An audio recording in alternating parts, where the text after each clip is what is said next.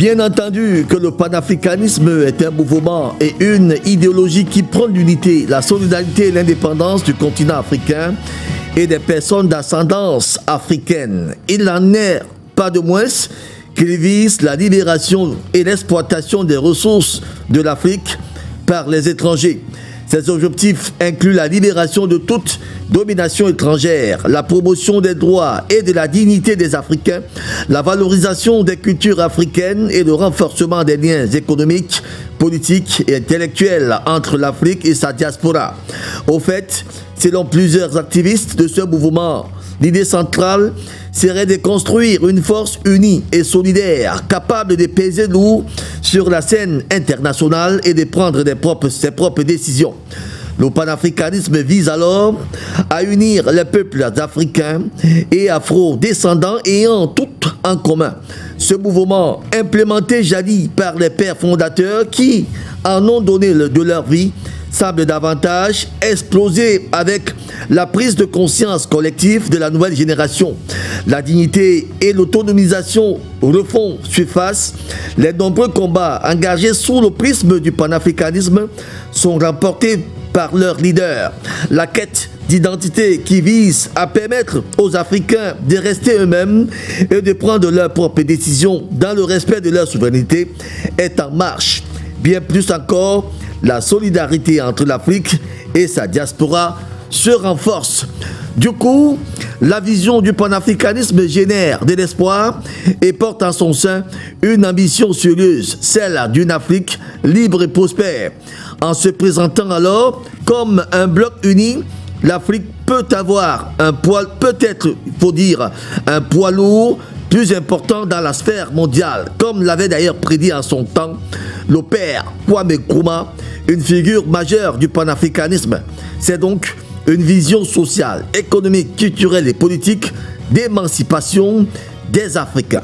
Toutefois, il convient de s'interroger sur les réelles motivations du mouvement panafricaniste, bien que, au-delà de la politique, ce mouvement qui s'enracine davantage dans le monde n'est-il pas virusé au point de susciter des inquiétudes?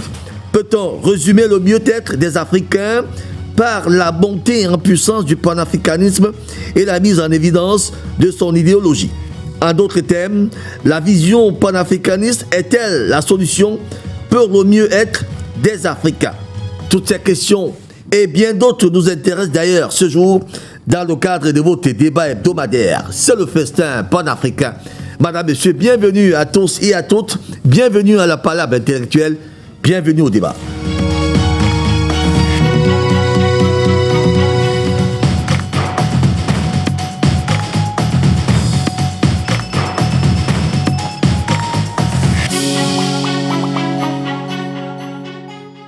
Madame, bonjour. Monsieur, bonjour. Ravi de vous retrouver ce matin. Et d'ailleurs, vous êtes aussi fiers de reprendre avec les bonnes habitudes tous les vendredis matins. Espace 9h30, 11h30. C'est le festin panafricain. Nous parlons des sujets liés au panafricanisme et à l'Afrique tout entière. Pour ce jour, une thématique nous intéresse, vous intéresse également. Afrique gouvernance, la vision panafricaniste est-elle la solution pour le mieux-être? C'est un point d'interrogation, bien sûr.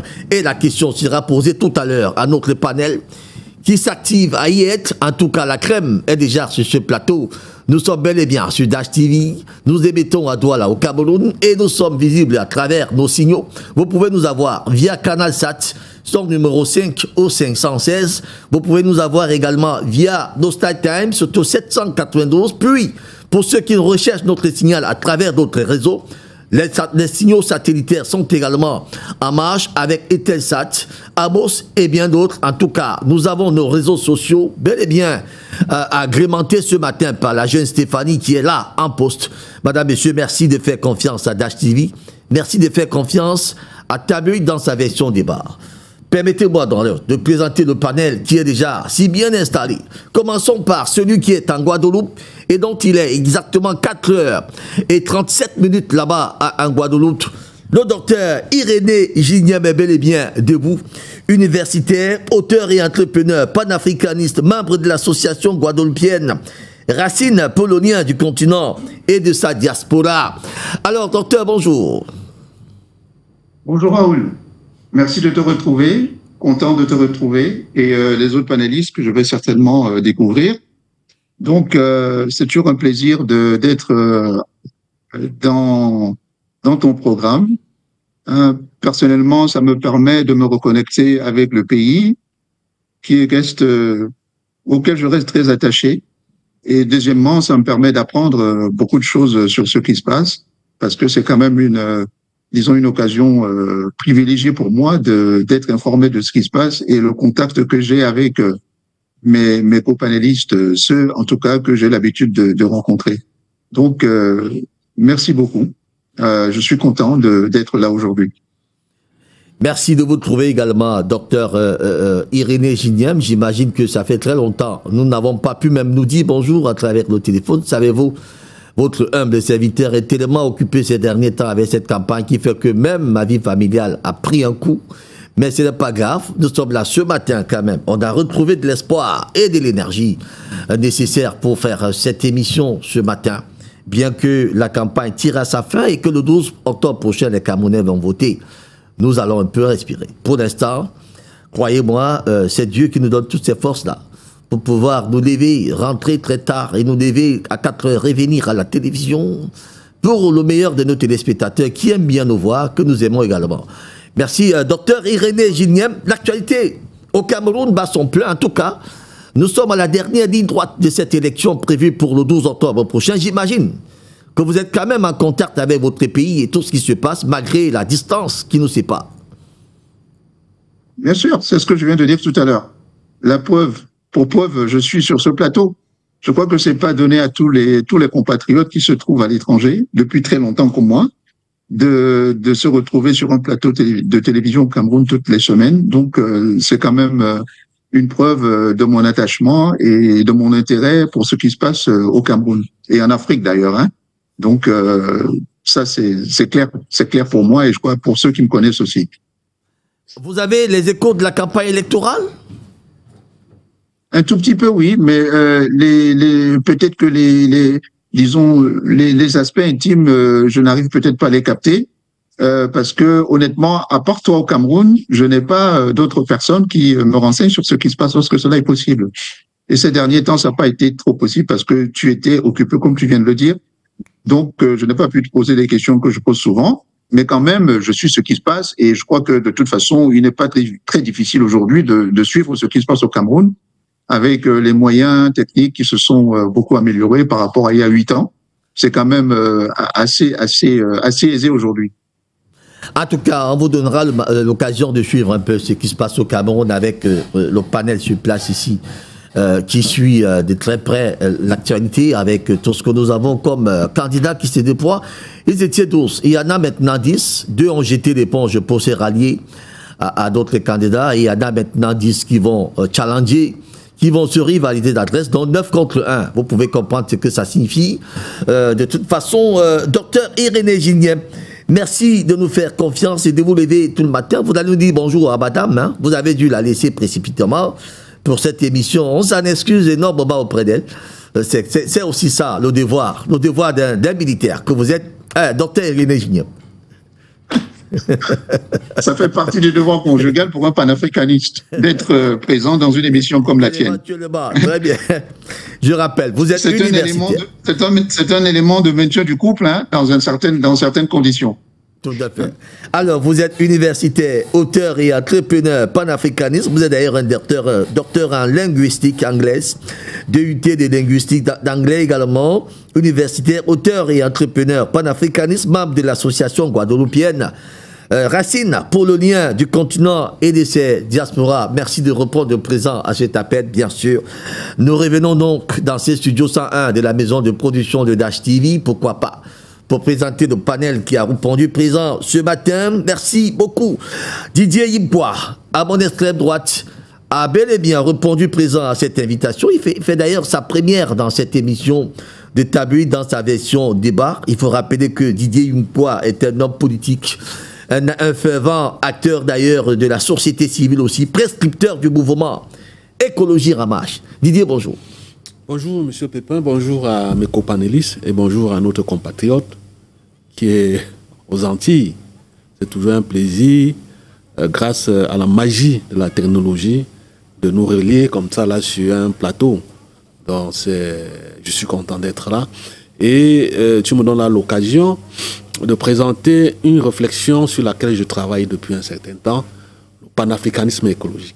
Tout à fait. Parce que moi aussi, à un moment donné, je suis africain concerné par cette question transversale et j'ai pu essayer de comprendre, de faire une analyse téléologique des obstacles qui bloquent effectivement l'émancipation de cette idéologie qui, au départ, comme tu l'as bien dit, avait pour but N'entrez pas encore dans le développement. Non. N'oubliez pas que c'est la thématique centrale. Oui, non, je ne suis pas déjà dans le sujet. Il avait pour but, évidemment, Encore qu'il y a un sujet d'actualité qui vous concerne, que j'ai gardé pour vous. D'accord. Laissez le panafricanisme là où il est pour l'instant. Donc, moi, cette occasion que tu m'offres pour parler de panafricanisme écologique. Parlez-moi un peu de votre mouvement. Votre mouvement, oui, parce que tout à l'heure, avant que tu me bloques, parce que je parlais des analyses théologiques, c'est-à-dire qu'est-ce qui fait que le panafricanisme ne puisse pas retrouver ses lettres d'or. On sait pourquoi, évidemment, mais il faut quand même aller chercher un certain nombre d'autres ingrédients qui peuvent booster, qui peuvent accélérer la mise en œuvre de cette idéologie. Et cet ingrédient, évidemment, c'est le panafricanisme écologique. Et puis, il y a des exemples d'activités, pour ne pas rester un simple slogan, qui prouvent aujourd'hui que l'Afrique a... Dites-moi quoi, vous risquerez d'épuiser tout votre timing? Non, ne te gêne pas. C'est cette histoire du panafricanisme. Vous aurez le temps d'en parler tout à l'heure. Je vous ai dit que vous aurez le temps d'en parler. Bon, reformule-moi alors la question. Nous ne sommes pas encore entrés là-bas. S'il vous plaît, respectez le timing que je vous donne. Oui, respectez là où je vous amène. Bon, je peux m'arrêter alors. Maintenant, vous êtes précurseur du mouvement écologiste. Oui. Dites-nous quelque chose sur ce mouvement. Bon, le mouvement écologique est un think tank. Est un think tank qui regroupe un certain nombre d'experts multidisciplinaires, pluridisciplinaires, qui réfléchissent sur des questions écologiques, environnementales et santé, climatiques aussi, dans un cadre ou bien dans une vision, comme j'ai dit, transversale, parce que les questions aujourd'hui ne sont pas cloisonnées, les questions aujourd'hui se regroupent, s'imbriquent. Donc voilà à peu près ce que c'est l'essentiel du mouvement écologique. Alors vous vivez cette campagne. Autrefois, vous étiez même d'ailleurs acteur d'une campagne électorale, mais maintenant vous la vivrez apparemment à distance. Je ne l'ai même pas fait. Grâce à vous, j'ai été actif parteur. Quel est le regard que vous portez? Le regard que je porte sur... Je suis resté sur ma faim. Parce que on a la chance de regarder ce qui se passe ailleurs. On voit les campagnes en France, aux États-Unis. C'est les candidats qui discutent sur leur projet, sur leur programme, sur leurs offres politiques. Mais cette fois-ci, c'est beaucoup plus les communicants qui discutaient sur les programmes des autres. Et j'ai attendu jusqu'à la fin d'avoir deux candidats sur un plateau. Cela aurait permis de découvrir des imposteurs. Et à la fin, en guide de conclusion, je me suis rendu compte qu'on peut être président de la République sans avoir un programme politique. Tout simplement peut-être parce que beaucoup surfent aujourd'hui sur un mécontentement général. Souvenez-vous de la déclaration de l'évêque de Yagoua, qui a dit que, je cite, même si c'est un diable, on prend. Ça m'a j'étais un peu gêné qu'un prêtre catholique puisse tenir ce genre de langage, puisse faire allégeance au diable. Est-ce la face cachée, eschatologique de cette religion? Je préfère ne pas prendre position. Mais tout simplement, je t'explique que c'est peut-être l'exacerbation totale, mécontentement, sur lequel a surfé beaucoup de candidats. Singulièrement, mon ancien président du parti, M. Issa Chiroma, et qui s'en sort bien, qui est aujourd'hui la curiosité d'octobre 2025. Bon, on attend demain voir ce qui va se passer. Merci beaucoup Didier Iyimkwa pour ce premier GR. En tout cas, vous êtes, on le rappelle, prescripteur du mouvement Écologie en marche. Vous faites partie de ce panel. Merci beaucoup, Ravo. Nos deuxième invité, à mon extrême gauche, effectivement, Yemele Fometio, est présent dans ces studios 101 de la maison de production de Dash TV, président du parti politique Limara. Ligue des masses pour la Renaissance africaine. Vous êtes également historien. Alors, le bonjour. Bonjour, Raoul. On n'a pas besoin de manger le micro.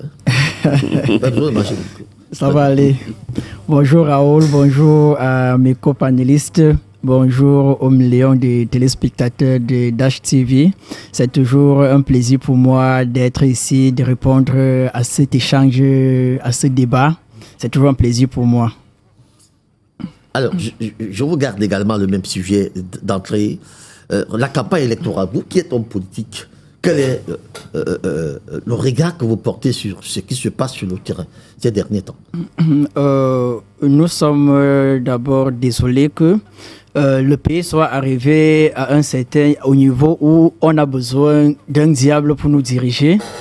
C'est vrai, vu le contexte, vu les échecs du régime, certains estiment que même un diable peut faire l'affaire et que il aura un peu de temps pour pouvoir, quand il va arriver, il va pouvoir ouvrir les jeux démocratiques, même comme lui-même n'a pas encore fait cette promesse.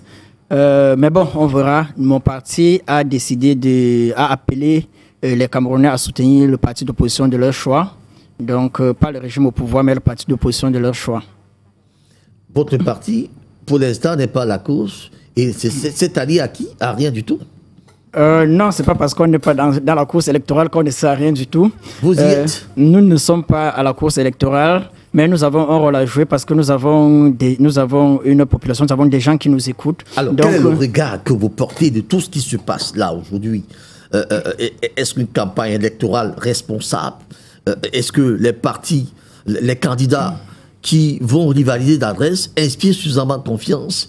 Est-ce que le peuple lui-même a l'air de s'animer autour de cette campagne électorale de manière à donner un sens, au 12 octobre prochain? Voilà ma question. Je vais commencer par les candidats. Concernant les candidats, de manière honnête, on ne voit pas vraiment quelqu'un du changement. Ils ont une faiblesse parce que depuis le peuple leur a dit de faire une coalition parce que ce n'est pas évident de vaincre le régime en allant en rang dispersé. Le peuple depuis demande une coalition et il n'y a que ces derniers aliments avec ces aliments des rebelles au Bouba qui font. Mais ce qu'on attendait, ce que le peuple attendait, le peuple camerounais attendait, on n'a pas eu. Le peuple camerounais attendait que ses opposants se mettent ensemble pour qu'on ait une chance de pouvoir vaincre le régime. Mais ce n'est pas ce qui est... Vous avez quand même des pays où les opposants n'ont pas eu le temps de se mettre ensemble, mais un opposant arrive au pouvoir. Oui, mais... Est-ce que c'est une histoire de coalition qui devrait rassurer le peuple? Ou bien c'est le programme que présentent nos candidats qui doit susciter un intérêt? Parce que là, tout le monde est en train de dire cette opposition-là doit s'unir. Cette opposition doit s'unir. Prenez donc une bande d'imbéciles, demandez-leur de s'unir. Je ne sais pas ce que ça donnera. Ou alors vous prenez une bande de diablesses ou des diables, vous leur demandez de s'unir. Je ne sais pas ce que ça donnera. Est-ce que l'union de cette opposition est la solution alors que le peuple, lui, il attend quelqu'un qui va leur proposer du concret? Dans un combat, parce que la politique, Mao Zedong a dit que la politique est une guerre sans effusion de sang, la guerre est une politique avec effusion de sang. Donc, si on emprunte la logique de Mao Zedong, ça veut dire qu'on est dans un combat, on est dans une guerre sans effusion de sang. Et quand on est dans une guerre, c'est le rapport de force qui compte.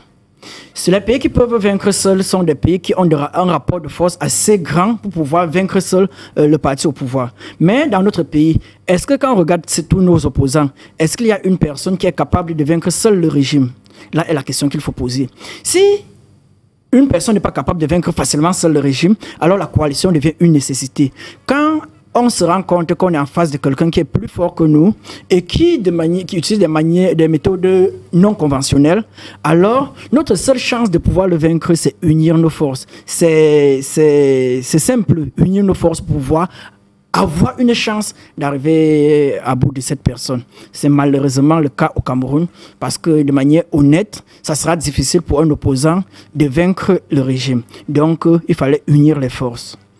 Or, nos opposants, je le redis encore, chacun veut aller seul, chacun croit pouvoir gagner seul et chacun estime qu'il ne peut pas s'allier avec l'autre et c'est ce qui nous tue jusqu'à présent. Il faut à un certain moment que nos ambitions personnelles s'arrêtent devant l'ambition collective. À un certain moment, nous devons être capables de mettre de côté notre ambition politique, notre ambition de président de la République pour pouvoir créer, occasionner une transition politique où nous pourrons être meilleurs que dans le système. En tout cas, c'est votre point de vue. Vous avez été suivi de bout en bout. Le troisième invité sur ce plateau central, effectivement, nous a rejoint Jonathan Batengene. Je rappelle, Jonathan Batengene, lui, il est analyste politique, géostratège, panafricaniste lui aussi. Jonathan, bonjour. Bonjour bonjour au grand frère quoi que je retrouve. Bonjour également au président de la Limara et au docteur Irénée depuis les Outre-mer, une autre terre africaine qui actuellement vit le souffle de la restauration panafricaniste. Nous avons là-bas plusieurs mouvements qui appellent à l'indépendance de ces territoires, qui sont encore des colonies vivantes au XXIe siècle de l'Empire français. Parce que l'Empire colonial français persiste encore. Il y avait plusieurs territoires qui sont encore colonisés. Et nos frères d'outre-mer, ils ont tout notre soutien. Ces terres africaines méritent leur liberté. Alors, Jonathan, l'aspect, vous êtes un analyste politique, vous regardez ces choses-là, géostratège, vous regardez ces choses-là peut-être comme un film à la télévision. Pourtant, ces choses se passent devant vous, sous vos yeux. Cette campagne qui est lancée depuis le 27 septembre dernier, et qui devrait se refermer le 11 à minuit, le 11 octobre à minuit pour céder place au scrutin du 12 octobre prochain, vous donne-t-il confiance en disant le peuple s'intéresse, le peuple va enfin voter son candidat? Vous savez, nous ne regardons pas la scène de manière tout à fait amorphe et avec une pseudo-neutralité. C'est faux d'être neutre, c'est faux cette idée de neutralité. Ça n'existe nulle part. Même les journalistes que vous êtes, vous n'êtes pas neutres. Même si d'aucuns viendront sur les plateaux pour mieux habiller leur militantisme du drapeau de la neutralité. La neutralité, c'est un rêve, un mythe qu'on nous a vendu, surtout dans les sciences sociales, en faisant croire que l'observateur peut être neutre, détaché de la réalité. Vous êtes toujours un acteur d'une société. Et vous avez les préjugés de cette société qui vous motivent et qui vous travaillent pendant que vous analysez cette société. Donc vous avez un cœur qui balance pour quelque chose, pour une vision. Un chercheur états-unien qui arrive au Cameroun et qui analyse les réalités camerounaises, les analyse toujours avec les yeux du libéral qu'il est, du libéral démocrate occidental qu'il est. Il ne perd jamais de vue. Même quand il dit que ce que les États-Unis font est mal, il dit toujours que l'idéal c'est d'atteindre ce que les États-Unis fixent comme objectif. Donc, on n'a pas de neutralité à avoir. Nous, panafricanistes, nous avons toujours posé un constat. Cette élection oppose les Camerounais souverainistes à l'endocolonat camerounais. Cet endocolonat est à la fois dans le pouvoir et a réussi à se reproduire dans l'opposition. Aujourd'hui, vous avez les faces visibles de cet endocolonat qui sont devenues les figures de proue. L'un a démissionné, nous avons toujours dénoncé ça. Sur plusieurs plateaux, nous avons répété ce discours. L'un a démissionné depuis l'ambassade de France. C'est quand même curieux de voir que quelqu'un peut se placer à l'ambassade de France et dire je suis opposant, et les Camerounais se disent voilà un homme sur qui compter. Camerounais doivent se ressaisir. Cette élection, c'est la France contre le Cameroun et il faut que les Camerounais dimanche soient opposés véritablement à la France. Nous devons dire non, sinon c'est trahir le combat de Oumniobel, les pères fondateurs de ces nations. C'est même trahir le combat d'Aïdjo. Parce qu'Aïdjo a été victime d'un coup d'État de la France lorsqu'il a commencé à dire non à la France. Il y a des gens qui sont des révisionnistes historiques qui disent aux Camerounais le président Aïdjo a démissionné comme c'était de gaieté de cœur. Non, le président Aïdjo a été forcé à la démission avec un faux diagnostic médical qui a été orchestré par les services secrets français. On a fait croire à Aïdjo qu'il devait mourir. Qu'il était malade. Et donc, dans cette perspective, il s'est dit il faut que le Cameroun soit sauvé. Aujourd'hui, des gens vous disent que non, le président Aïdjo a donné le pouvoir de manière un peu... Non, il a été victime d'un coup d'État.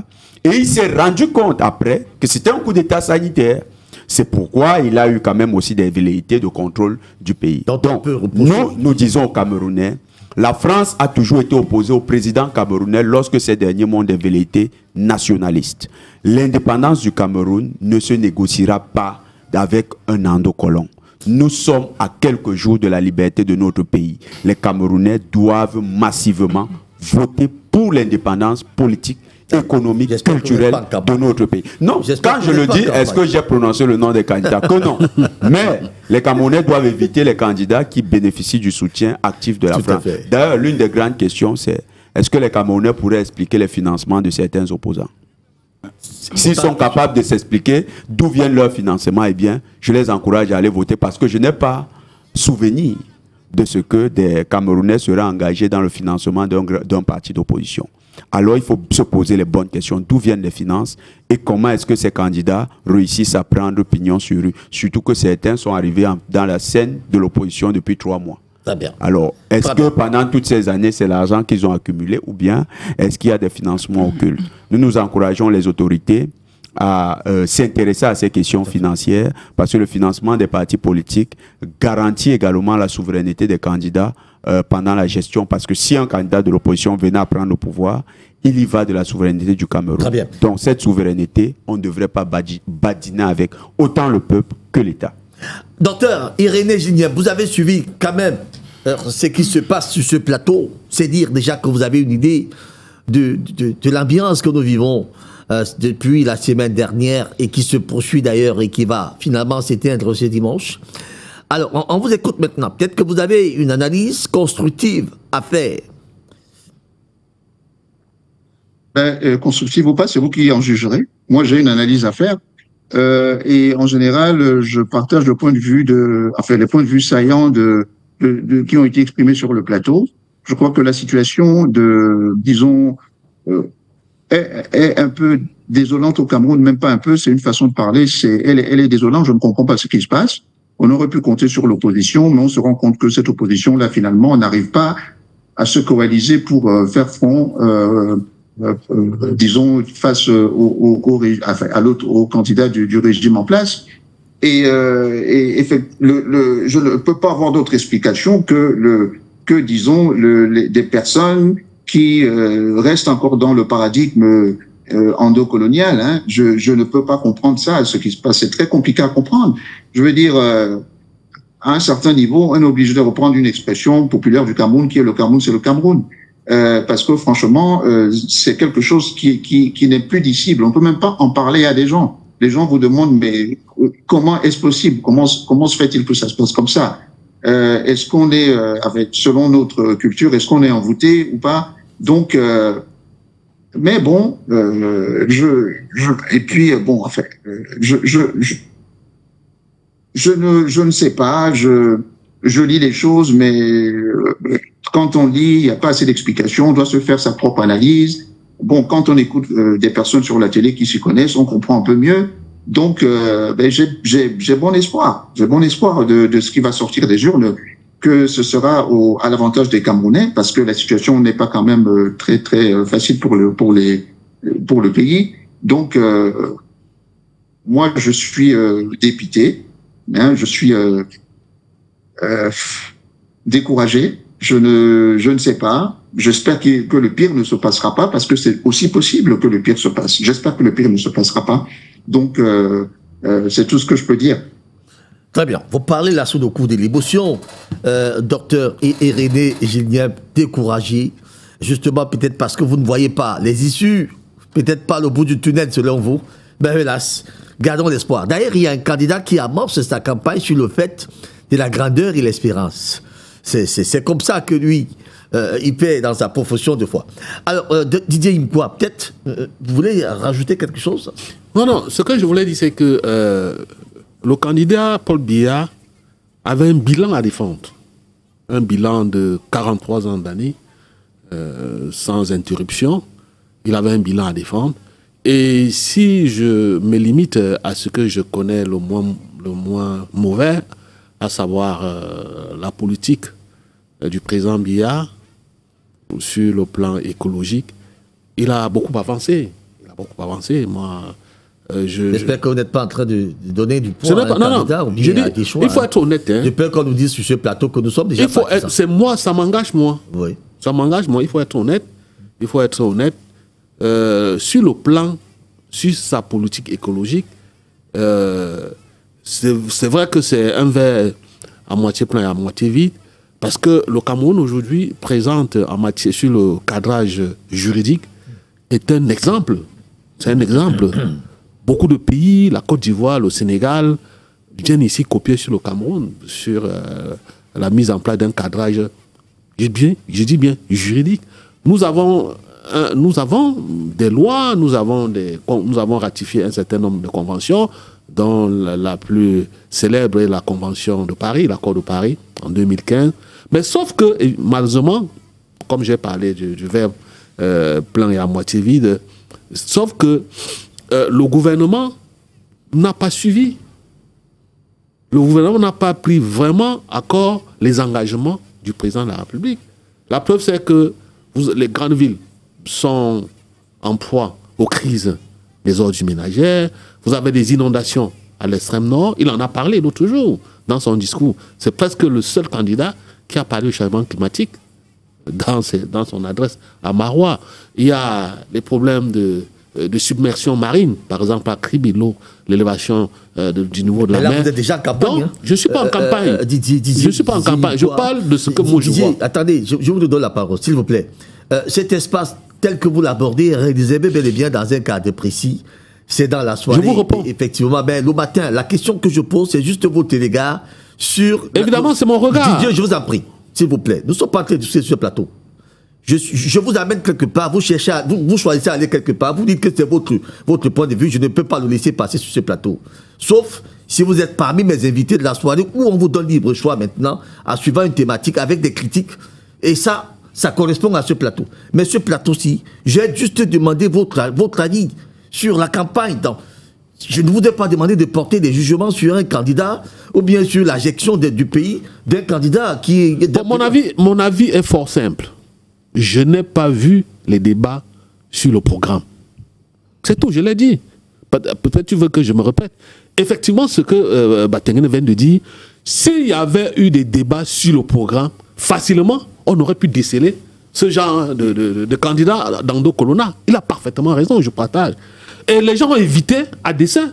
Et je ne voudrais pas faire aussi le procès des médias, parce qu'ailleurs, quand vous regardez les élections présidentielles, par exemple, en France, c'est les médias qui s'organisent, avec des journalistes qui viennent de tous les côtés, pour mettre en débat deux candidats. Par exemple, qui doivent exposer les programmes. Et au détour d'une circonvolution abjecte, un candidat qui, au départ, est discrédité, il peut partir, il peut échouer. Mais on n'a pas vu ça ici. On est resté dans le messianisme béat, la recherche d'un candidat de coalition. Et je vais dire au président que non. Le candidat, il t'a dit, au Sénégal, on avait 19 candidats. Ce n'est pas un problème de coalition, c'est un problème d'offre politique. Jusqu'à présent, qu'on le veuille ou pas, on n'a pas vu une offre politique capable d'assommer le peuple bien en face. Les gens surfent sur le mécontentement général. C'est l'opportunité. Les gens ne vous disent pas que nous allons donner de l'eau. Voici comment nous allons donner de l'eau aux Camerounais. Les gens ne vous disent pas que, par exemple, à l'extrême nord, il y a des inondations tous les jours. Voilà ce qu'on va faire pour réduire les vulnérabilités des populations face aux phénomènes extrêmes du changement climatique. Le fait qu'un candidat attire quand même des foules, un candidat d'opposition. Oui, il attire. Bon, c'est vrai qu'il attire. Déjà, c'est quelqu'un que je connais un peu. Il a toujours attiré les foules. Mais cette fois-ci, il attire les foules parce qu'il tient un langage messianique. Le langage qu'il tient, c'est un langage messianique. À peu près comme celui de Jésus-Christ. Mais oui, il dit ce que le peuple va entendre. Or, un leader façonne la foule. Ce n'est pas la foule qui façonne le leader. C'est ça. Lui parle ce que la foule va entendre. Il est venu ici comme un évangéliste pentecôtiste. C'est pour ça qu'il draine la foule. Depuis que l'évêque de Yagua a dit que mieux vaut, on préfère même un bon diable qui se place d'abord là. Mais il est sorti se présenter comme diable. Et c'est pour ça que tellement il parle vite, il parle beaucoup que... Et il parlait bien. Il fait des erreurs de communication. Ah oui. Lorsque vous allez par exemple... Je vous appelle, ne portez pas des jugements sur des candidats. Non. Ça sera l'anti-campagne que nous faisons. C'est des faits. Non, je vous appelle. Ça sera l'anti-campagne. Non. Je ne veux pas avoir le CNC sur mon dos. Ça sera l'anti-campagne que nous sommes en train de faire. C'est les faits. Ne portez pas les jugements sur des candidats. Vous ne pouvez pas dire, par exemple, que vous entrez de bonnes relations avec des séparatistes et on vous laisse faire, on vous laisse parler. ou même ailleurs, dans des pays où la religion est très très respectée et ancrée dans la civilisation des personnes, un évêque ne peut pas faire allégeance à un diable dans le temple de Dieu. Le lendemain, il est excommunié. Mais malheureusement, l'évêque n'a pas de problème. Au contraire, l'évêque de Yagua est devenu aujourd'hui un héros. Mais c'est grave. De par son expression. C'est grave la situation dans laquelle nous sommes. C'est pas que moi aussi, à mon âge, je suis aussi victime de la gouvernance actuelle. Quand je pars de chemin pour arriver aussi, je suis obligé d'enfourcher une moto. Moi aussi, je ne pouvais pas être capable de rouler aussi dans une grosse voiture, en travaillant, bien sûr. Bien sûr. Mais je ne peux pas le faire parce que l'environnement ne me donne pas l'occasion d'améliorer mon cadre de vie. C'est pour ça. Moi, qu'est-ce que moi j'attendais? Au départ, moi j'ai eu à discuter avec un certain nombre de communicants. Moi, je n'étais pas là. Moi, je leur ai dit que la bataille, comme il est inscrit dans au préambule de l'accord de Paris, les batailles sur les changements climatiques, par exemple, se gagnent au niveau local. Donc, un bon candidat aurait pu faire sa campagne en se basant sur les communes, sur les collectivités territoriales décentralisées. Parce que quelle que soit la chose sur laquelle vous pouvez parler, même l'église se trouve dans une commune. C'est dans une commune. L'université, c'est dans une commune. Les stades de foot, les stades de sport, c'est dans une commune. Donc, c'est la commune qui porte aujourd'hui les indicateurs de performance de l'amélioration du cadre de vie des populations. C'est là où vous voulez parler. Mais on n'a rien vu. On est dans un duopole vraiment inextricable. À gauche, vous avez Paul Biamosgo. À droite, vous avez Paul Biamosté. Au milieu, vous avez le bon diable.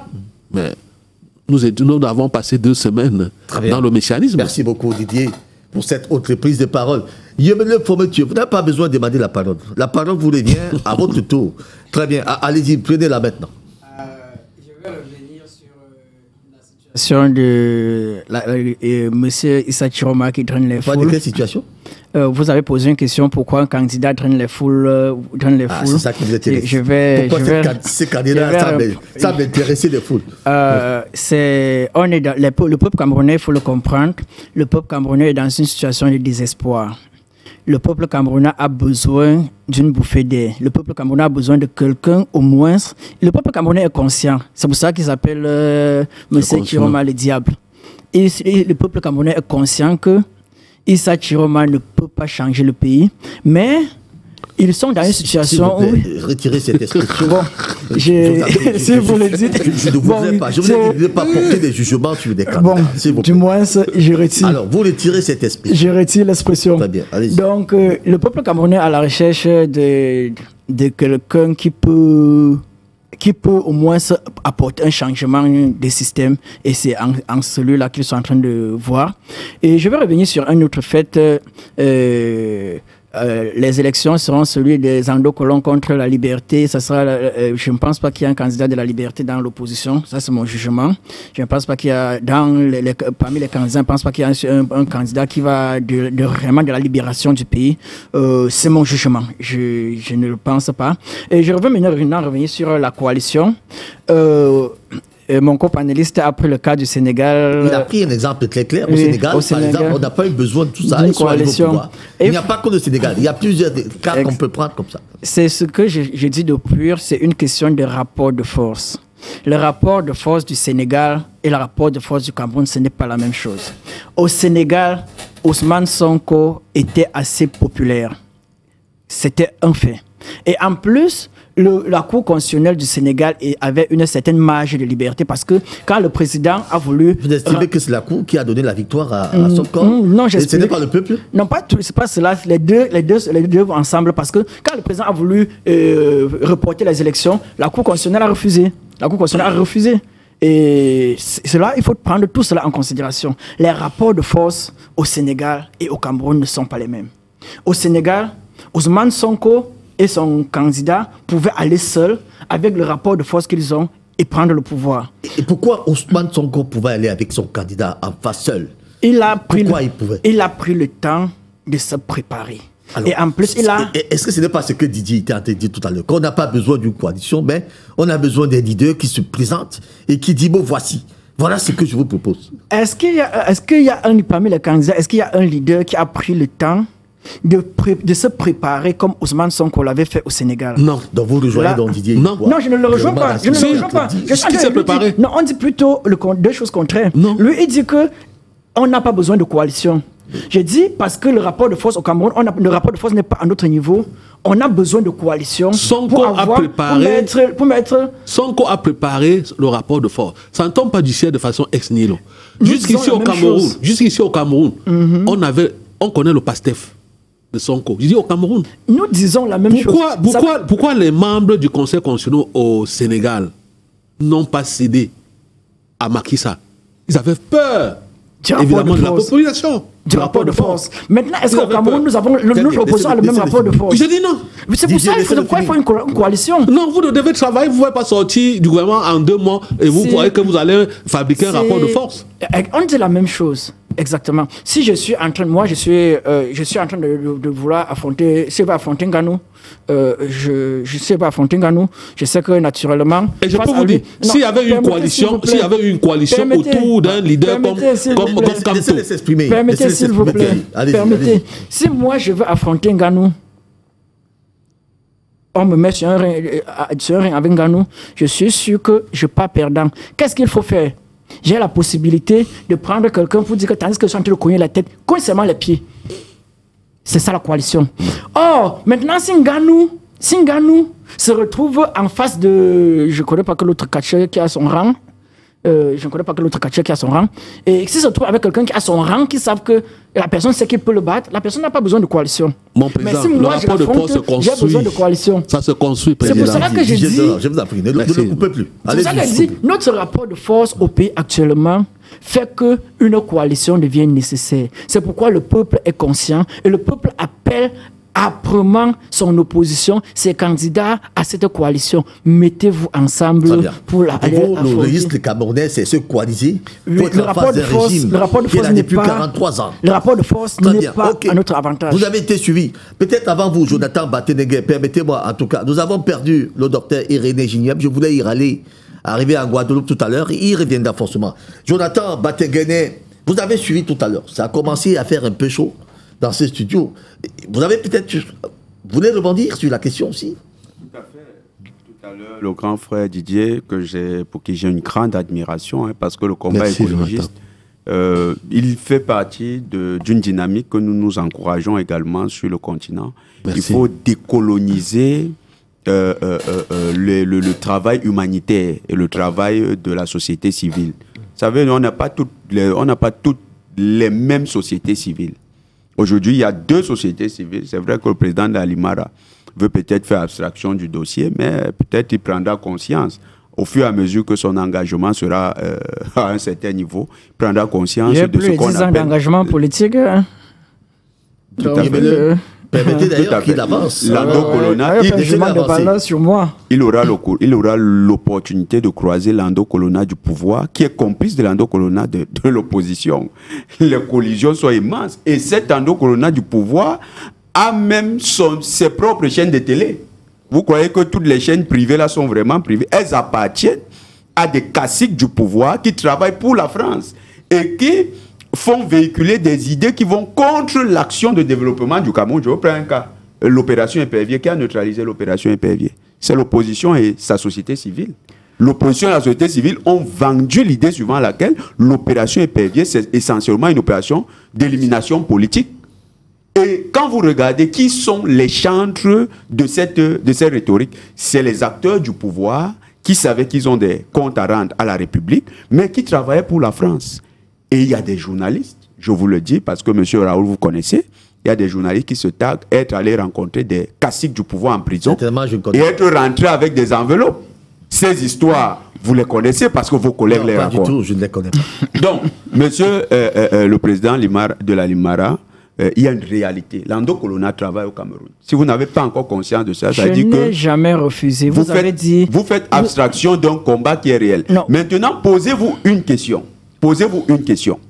Comment vous pouvez expliquer, et nous disons à ceux-là, vous nous aurez désormais sur votre chemin. Parce que le combat du grand frère Didier, nous allons, moi je suis également président d'une association, la Shine Cameroun, et nous avons décidé que désormais l'évaluation de l'action publique, nous allons rentrer dans ce dossier. Parce qu'aujourd'hui, c'est un dossier qui est très porté par Lando Colonna de la société civile. Il faut une société civile patriote, une société civile nationaliste, pour désormais donner ses propres critères d'évaluation sur la base d'éléments patriotiques.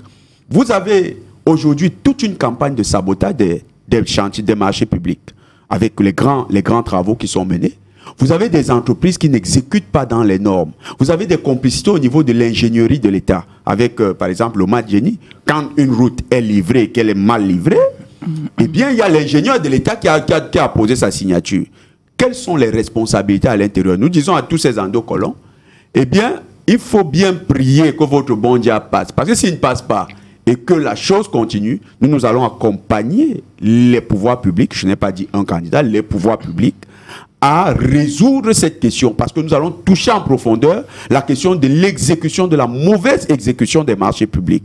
Ils sont avertis, ceux-là. Nous allons sortir des noms. Nous allons dénoncer les acteurs qui, avec les forces étrangères, encourage les freins qui aujourd'hui pénalisent la population. Vous avez le marché de l'électricité. Beaucoup vous disent on en a marre des coupures d'électricité. Mais comment le Cameroun peut être en contradiction avec la France et vous avez 70% des entreprises qui détiennent la production d'électricité qui sont françaises? Comment vous pouvez comprendre ça?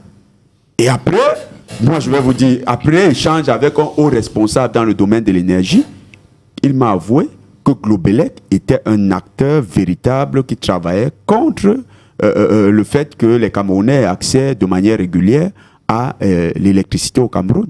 Mais cette entreprise a des soutiens à l'intérieur de l'État. Si vous ne menez pas une action en profondeur, vous n'ouvrez pas la conscience publique à la connaissance de ces dossiers-là, comment ils vont le dénoncer? Donc, il y a tout un travail de fond qui doit être mené. Et nous pensons que le temps des jérémiades est passé. Frantz Fanon, un des plus grands panafricanistes, a dit « Chaque génération découvre dans une relative prise de conscience sa mission.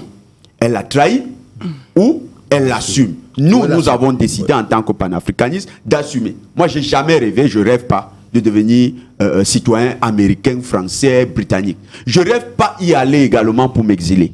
Mon rêve, c'est de faire du Cameroun un paradis. Et ce paradis, comme le grand frère Didier Imko est en train de le bâtir, nous allons le faire avec les vrais patriotes camerounais. Merci, ceux qui comptent sur la France, ils doivent savoir que désormais, nous aurons sur leur chemin. Merci beaucoup, Jonathan. Batagane, on est en train de sortir sur la question.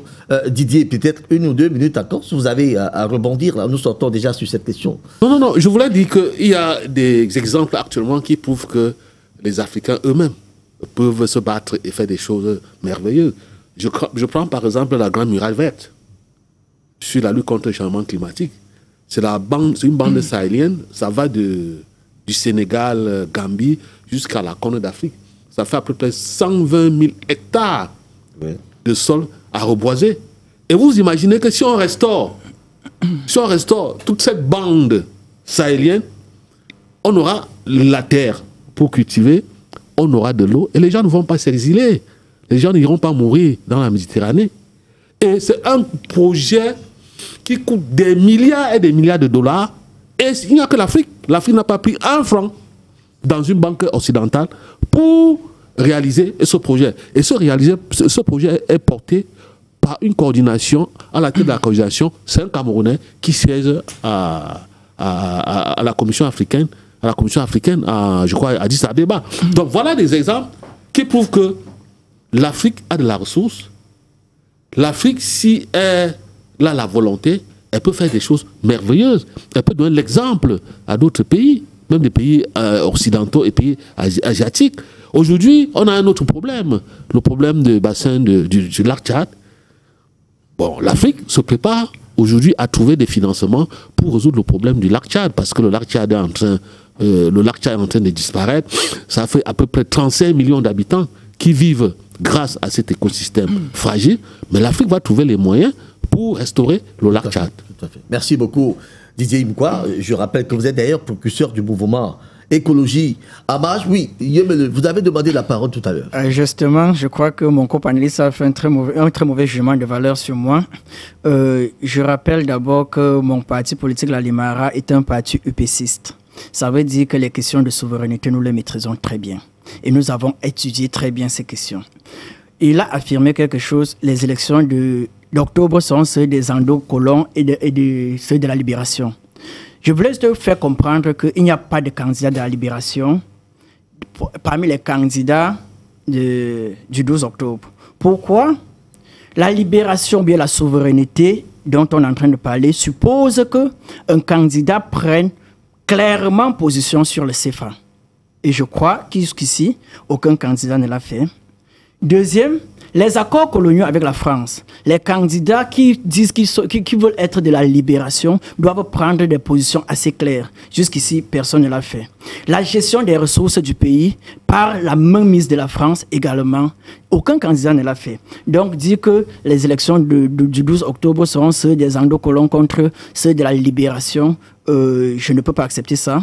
Parce que pour le moment, il n'y a pas un candidat de la libération, mais il y a un candidat du changement qui peut avoir du changement et transition. Mais pour le moment, dans la liste des 10 candidats le encore en changement liste, qui peut être le remplacement. Le remplacement, l'alternance et non l'alternative. C'est l'alternance qu'on cherche et non l'alternative. L'alternative, c'est le changement profond, celui qui va réellement apporter au Cameroun sa souveraineté. Et parmi les candidats du 12 octobre, il n'y en a pas pour le moment. Donc c'est ce que je voulais dire. Oui, Jonathan, s'il vous plaît. Juste un élément. Oui. Les présidents successifs de la France qui sont arrivés au Cameroun avaient un seul souci, relancer la coopération. Écoutez bien le principe, hein. Relancer la coopération entre la France et le Cameroun. On n'a pas dit accentuer, relancer. Un autre élément, le dernier ambassadeur qui démissionne, le président de la Limara devrait s'informer sur la mission de l'ambassadeur. C'était de relancer la coopération économique et sécuritaire entre le Cameroun et la France. Ça veut dire quoi? Ça veut dire qu'entre le Cameroun et la France, la coopération économique et sécuritaire n'est plus au beau fixe. Tout à fait. Donc rien que par ces éléments, il y a des indicateurs. Je prends encore un autre élément. Vous connaissez comment s'est produit la mission qui a permis à la BEAC de nous sortir d'une situation de quasi-dévaluation du CFA? Lors de cette réunion qui s'est passée il y a quelques mois à Yaoundé, le ministre de l'économie français qui était venu représenter au président français s'attendait à voir une BEAC à genoux. Eh bien, pour ce que nous avons eu comme information, le gouverneur de la BEAC a beaucoup travaillé avec le président de la commission, mais également le président de l'État hôte dans le Cameroun. Et les travaux étaient tenus secrets. Ce qui fait que ce n'est que 15 minutes avant la réunion que le document qui demande la restitution des fonds pour la restauration des sites alloués aux dépôts pétroliers dans les pays a été donné à la fois au ministre de l'économie français, qui était le représentant du président français, au représentant du FMI et aux membres de la commission qui étaient présents. Oui. Qu'est-ce que ça a eu comme impact? La France et le FMI étaient dos au mur. Parce que rien que pour le Cameroun, les fonds de restauration des sites étaient estimés à plus de 10 milliards de dollars. Alors, si vous mettez les 10 milliards de dollars dans les caisses de la BEA, vous relancez l'économie sous-régionale, ce n'est que pour le Cameroun. Si vous mettez les mêmes fonds pour le Congo, et vous savez que le Congo a connu un Eldorado et pétrolier, pour le Gabon, pour la Guinée équatoriale, vous voyez ce que ça pourrait faire? Eh bien, la France s'est retrouvée en train de renégocier. La France qui croyait être en situation de force. Je tiens aussi à rappeler que le Cameroun, que la BEAC n'a pas reconduit ses accords avec le Trésor français en 2019 comme c'était prévu. Et que jusqu'à présent, nous avons une pseudo-banque centrale. C'est-à-dire qu'en fait, même en tant qu'organe régulateur, les textes, dans les délais, les textes sont caducs. Donc, à tout moment, les pays de la CEMAC peuvent sortir du franc CFA. Nous sommes actuellement dans un état de sortie du CFA de facto. Pas de jure, parce que de jure, les gens diraient que bon, il y a encore une coopération, on respecte les textes, mais les textes sont déjà caducs. Il reste simplement aux acteurs de prendre une décision. Et je vais prendre un dernier élément. ce n'est pas, c'est une information que le président Limara et beaucoup de Camerounais peuvent vérifier. Je le dis parce que nous suivons ce dossier. Le Cameroun aujourd'hui est en train de constituer ses réserves d'or. Les travaux sur la transformation de l'or sont entièrement menés par des Camerounais. C'est un Camerounais qui a la responsabilité de raffiner cet or. Ça s'est fait sans tambour ni fanfare. C'est pas parce que j'aime bien parfois paraphraser le chef de l'État camerounais, il dit que c'est pas l'agitation qui fait la vitalité. C'est pas parce que quelqu'un ne crie pas sur les toits que je suis en train de faire qu'il n'agit pas forcément. Il y a des actions qui se font dans le calme, très bien, avec un certain timing, merci, qui ne font pas beaucoup de bruit, mais qui sont parfois très profondes et qui peuvent marquer. Et qui parlent beaucoup. Voilà. Merci beaucoup, Jonathan Batengene. Alors, je vais vous suggérer de vivre un peu ce qui s'est passé, sur ce qui se passe sur le terrain. On va prendre en image quelques sons, en fait, quelques éléments de campagne, de la campagne électorale. Nous commençons d'ailleurs par là. En image, s'il vous plaît, en image sur le petit écran déjà, ces éléments que vous voyez très bien là, pour sa sortie donc.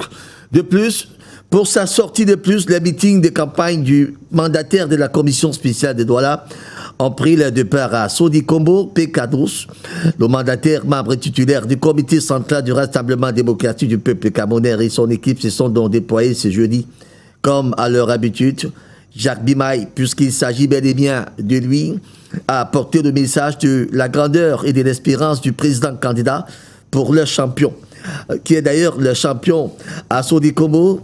Les militants réunis autour de leur parrain ont exprimé le désir de voir le candidat remporter l'élection du 12 octobre prochain haut la main, dans une ambiance plutôt digne des jours de fête, entre enthousiasme et curiosité, se disait une détermination à aller jusqu'au bout. Jacques Bimaï, mandataire de la commission spéciale de Douala, a à chaque fois insisté sur la nécessité du porte-à-porte, une campagne de proximité prônée par la hiérarchie du parti des Flammes, dans le but de toucher le plus grand nombre de foules. Il faut dire également que la caravane qui s'ébranle plus tard en zappé à PK15, ce fut d'ailleurs la même ambiance et le même message d'encouragement. La caravane conduite par Jacques Bimaï, membre titulaire du comité central du RDPC, s'est prêtée au même exercice. Discours, motivation et réjouissance populaire étaient d'ailleurs au rendez-vous.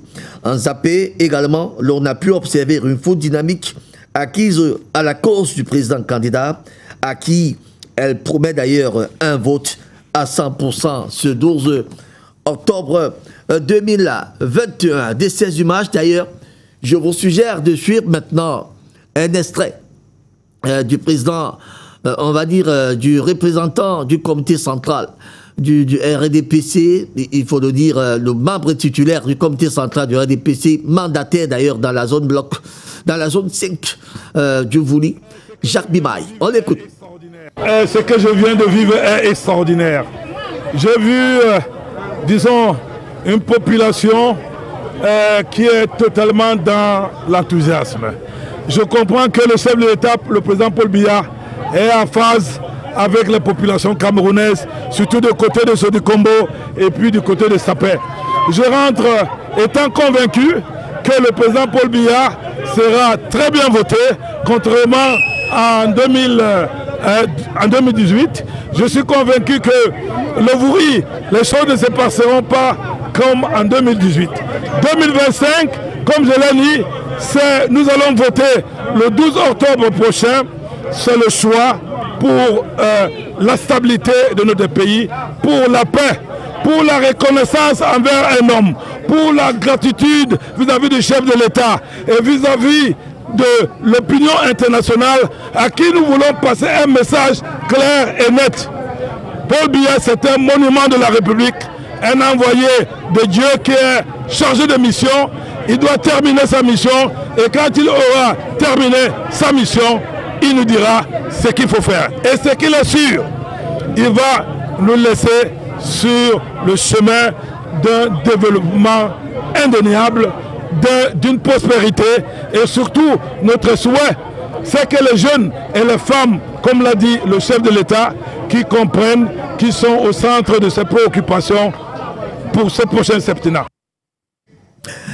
Exactement, toujours dans les échos de campagne électorale, quelques candidats également ont fait des descentes que nous avons poursuivies d'une façon ou d'une autre. Je vous suggère de suivre également en image les descentes sur le terrain de quelques candidats, notamment celui le candidat du parti camerounais pour la renaissance du Cameroun, du parti, la réconciliation. Le PCRN, effectivement, qui a également effectué une descente sur le terrain. Capral Libi, au contact, il faut le dire, de ces populations, est allé toucher du doigt les réalités qui vivent ces Camerounais, saluant les uns, portant son message. En fait, nos systèmes de porte-à-porte, lui, était également très favorable. Dans l'une de ses sorties d'ailleurs, vous le voyez d'ailleurs en image, comment il est en train d'aller au contact des populations, certains qui veulent très bien le toucher, ils veulent comprendre, entendre et ressentir ce que le candidat du PCRN entend implémenter si jamais il arrivera au pouvoir. En tout cas, Capral Libi qui est dans sa deuxième expérience en tant que candidat à cette élection présidentielle, puisqu'en 2018, il était troisième, je crois bien. Et maintenant, voilà Issa Chiloma Bakary dans un cortège et puis des foules qui suivent d'ailleurs cet homme qui paraît comme le Jésus-Christ. De toute manière, il est arrivé où personne ne le voyait venir. Issa Chiloma Bakary, ministre démissionnaire du président Biya, en ce moment en campagne, suivi d'ailleurs d'une foule immense constituée de toutes les couches de la société camerounaise. Il a pu également, en tant que bon orateur, passer son message. L'homme même qui aime bien hanger les foules est bel et bien en mouvement. Et il faut rappeler que Issa Chiloma Bakary était hier à Garoua avec Bello Bouba Magari. Les deux se disputent d'ailleurs cet espace qui semble d'ailleurs être le leur. Il faut le rappeler, tous sont de la région du Nord. Donc, Issa Chiloma Bakary qui harangue également les foules ces derniers temps et qui paraît, il faut le dire, comme le candidat suppléant de cette opposition parce que personne ne le voyait venir, a pu renverser la vapeur. Il a même fait oublier quelqu'un dont on croyait qu'il était le principal opposant au président Biya.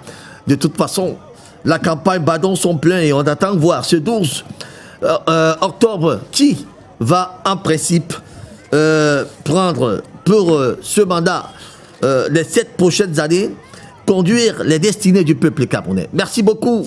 Voilà tout ce qu'on peut dire effectivement sur la campagne électorale qui bat son plein, les partis qui s'articulent à la dernière énergie et il y en a qui forcément sortiront encore quelques on va dire quelques cartouches, parce que nous sommes à quelques heures maintenant de la clôture de cette campagne électorale. Passons donc au sujet qui nous intéresse, Afrique-Gouvernance. La vision panafricaniste est-elle la solution pour le mieux-être? C'est une question que je pose tout droit et directement à ceux qui nous écoutent. Docteur Irénée Gignac, merci de nous rejoindre effectivement. Alors, on entre en direct sur la thématique. La vision panafricaniste est-elle la solution pour le mieux-être? A priori, je dirais oui, mais je crois qu'il faut creuser un tout petit peu. Ça dépend de la situation dans laquelle on se trouve. Notre référence ici, ce sera le Cameroun, bien sûr. Donc, quand on dit mieux-être, ça suppose qu'il y a eu du bien-être avant. Donc, je pense que pour le cas du Cameroun actuel, ça ne sera pas très difficile de faire mieux que ce qui se fait actuellement. Donc, de façon claire, ce serait oui. Mais maintenant, panafricaniste, c'est pas que le Cameroun, c'est toute l'Afrique. Donc, on réfléchit au niveau de l'Afrique et de la panafrique, quoi. Hein? Alors, c'est là que je vais tenir en compte quand même l'aspect hétérogène du mieux-être. Le mieux-être, vu de notre pays, vu la situation matérielle dans laquelle on est, on va penser directement au mieux-être matériel. Mais en fait, on peut être heureux tout en étant dans une situation matérielle qui n'est pas, disons, très favorable par rapport à ce qui passerait dans d'autres pays. Donc, il y a le mieux-être ou disons le bien-être moral, intellectuel, spirituel. Il y a plein de sortes de bien-être. Et je pense que, en ce qui nous concerne au Cameroun, on coche toutes ces cases finalement, parce que au niveau économique, c'est pas terrible. Au niveau, je dirais, spirituel, c'est du n'importe quoi. je veux dire, sociologique, on est dans une situation assez difficile, compliquée. Hein? Donc, et puis, si on dépasse le cadre matériel, bien sûr, le panafricanisme n'est pas panafricain qui le veut. Je crois que l'une des contributions du panafricanisme depuis qu'il a été relancé au Cameroun, en l'occurrence, c'est de comprendre que n'est pas panafricaniste qui veut. Je ne parle pas de moi. Moi, j'ai mes références. Il y en a sur votre plateau. Il faut être, comme on dit couramment, calé. Il faut connaître toute l'Afrique, il faut connaître la géographie, la politique, la sociologie des pays africains et au-delà de l'Afrique pour pouvoir parler. Ce qu'a fait le panafricanisme, c'est qu'il a élevé le débat intellectuel. Ça, c'est évident. Il a mis les choses à un niveau tel qu'aujourd'hui, moi, ma référence, c'est par exemple ce qui s'est passé avec le cas de la Côte d'Ivoire. Avec le président Gbagbo qui a été libéré disons de la Cour internationale. Quand j'entendais mes compatriotes parler, c'était des gens qui connaissaient la Côte d'Ivoire comme mieux que leur propre pays. Et ça, vu d'ici, c'était quelque chose d'extraordinaire. Moi, je n'aurais jamais pu imaginer que, étant au Cameroun, on ait une connaissance aussi approfondie du Congo, de la Côte d'Ivoire, du Sénégal, et cette connaissance ne nous a pas désertés, elle est toujours là, parce que c'est des personnes qui s'intéressent à quelque chose qui est au-delà de leur propre pays. Donc, d'un point de vue intellectuel, il y aura forcément le mieux-être, d'accord? Et puis, d'un point de vue culturel, par exemple, quel est le débat du fond? Le débat du fond, c'est d'être nous-mêmes. C'est d'être nous-mêmes. C'est d'arrêter d'être ce qu'on a voulu que nous soyons, le colon en l'occurrence, ou ce que la télé ou les médias qui sont en général occidentaux voudraient nous faire croire que nous pouvons être. Donc, comment peut-on ne pas être mieux quand on est soi-même que quand on essaie de singer des gens qu'on n'est pas? Je vois par exemple une des spécificités des panafricains, c'est de porter des noms africains. C'est pas souvent qu'ils se réfèrent à leur prénom, soit musulman, soit catholique. Mais attendez, ce serait déjà une avancée incroyable, ça, qu'on arrête de s'appeler Irénée, qu'on arrête de s'appeler Paul, des choses comme ça. C'est facile quand on est chrétien, mais les musulmans sont concernés aussi. Vous voyez, moi, je vois parfois les noms de mes compatriotes du Nord Cameroun, on dirait des noms de Saoudiens où j'ai vécu. Il n'y a même plus la trace d'un nom africain là-dedans. C'est des Mohamed plus un autre nom arabe. Donc, ça, c'est des choses qui ne peuvent que manger notre nourriture. Hein, par exemple, hein, et quand on rentre au pays, manger la nourriture du pays, c'est quelque chose d'extraordinaire. Qu'on comprenne très bien qu'on ne peut pas, il faut qu'on développe nos cultures locales, hein, à travers l'écologie que représente quelqu'un sur le plateau. Ce serait quelque chose quand même. Donc, forcément, c'est du bien-être, c'est du mieux-être, forcément. Hein, vu en plus davantage pour des situations où on part vraiment de très bas. Hein. Donc, moi, je dirais absolument oui, hein. Et aussi la fierté d'être soi-même. Nous, dans le Cameroun, dans lequel moi j'ai grandi, des années 70-80, qu'est-ce qui faisait notre spécificité? C'est la fierté qu'on avait d'être Camerounais et qui se traduisait dans la musique, dans le football, et qui donnait aussi une confiance en soi extraordinaire. On savait que tout ce qu'on faisait, on avait la capacité, on avait le pouvoir d'y arriver, même si le départ n'était pas facile, mais on avait ce qu'on appelle dans ma langue le hemle. Et je crois que l'expression est passée même dans le français camerounais d'aujourd'hui. Donc, c'était déjà ça, le faire. Parce qu'on était des fils directs de l'indépendance de Oumniobé, de Wandje, des gens qui réfléchissaient leur pays, leur culture, leur identité. Hein? Aujourd'hui, on a des Camerounais qui ne parlent même plus leur langue locale. Comment voulez-vous qu'il n'y ait pas... les exemples sont énormes. On ne peut pas être panafricain, on ne peut pas être africain, vivre dans son pays et ne pas parler une langue de son pays. Un pays qui en a combien, je crois, 200. Hein? Non, peut-être 200. On peut pas parler une langue de son pays. On parle le français, on parle l'anglais, et maintenant, c'est des écoles bilingues. Tout le monde veut parler français et anglais en même temps. C'est déjà pas assez de ne pas parler une langue locale. On va parler l'anglais, on va parler le français. On va où là? On va où là? Tout ça dans l'espoir de pouvoir émigrer aux États-Unis pour pouvoir gagner des dollars et être riche. Ah, c'est pas mauvais d'être riche, mais pour faire quoi? Si c'est pour amener au pays, ok. Mais si c'est pour jouir, j'entendais enfin, je ne veux pas parler de ça, acheter des grosses voitures, moi je pense pas que ce soit le chemin. Voilà. Très bien.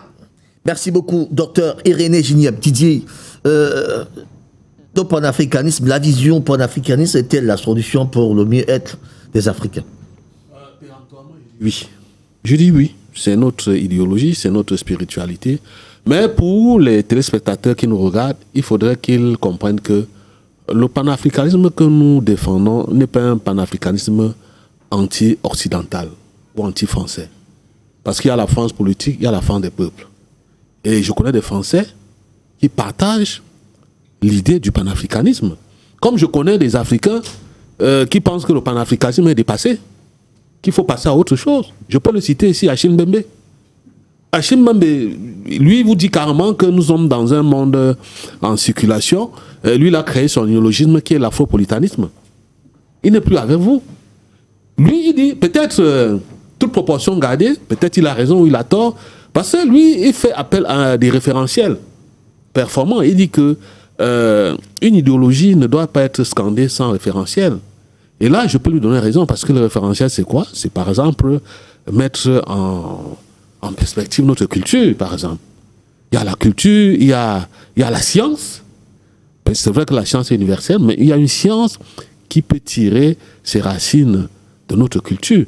Moi, j'ai eu la chance de travailler avec des Indiens dans une société de recyclage de métaux ferreux et non ferreux.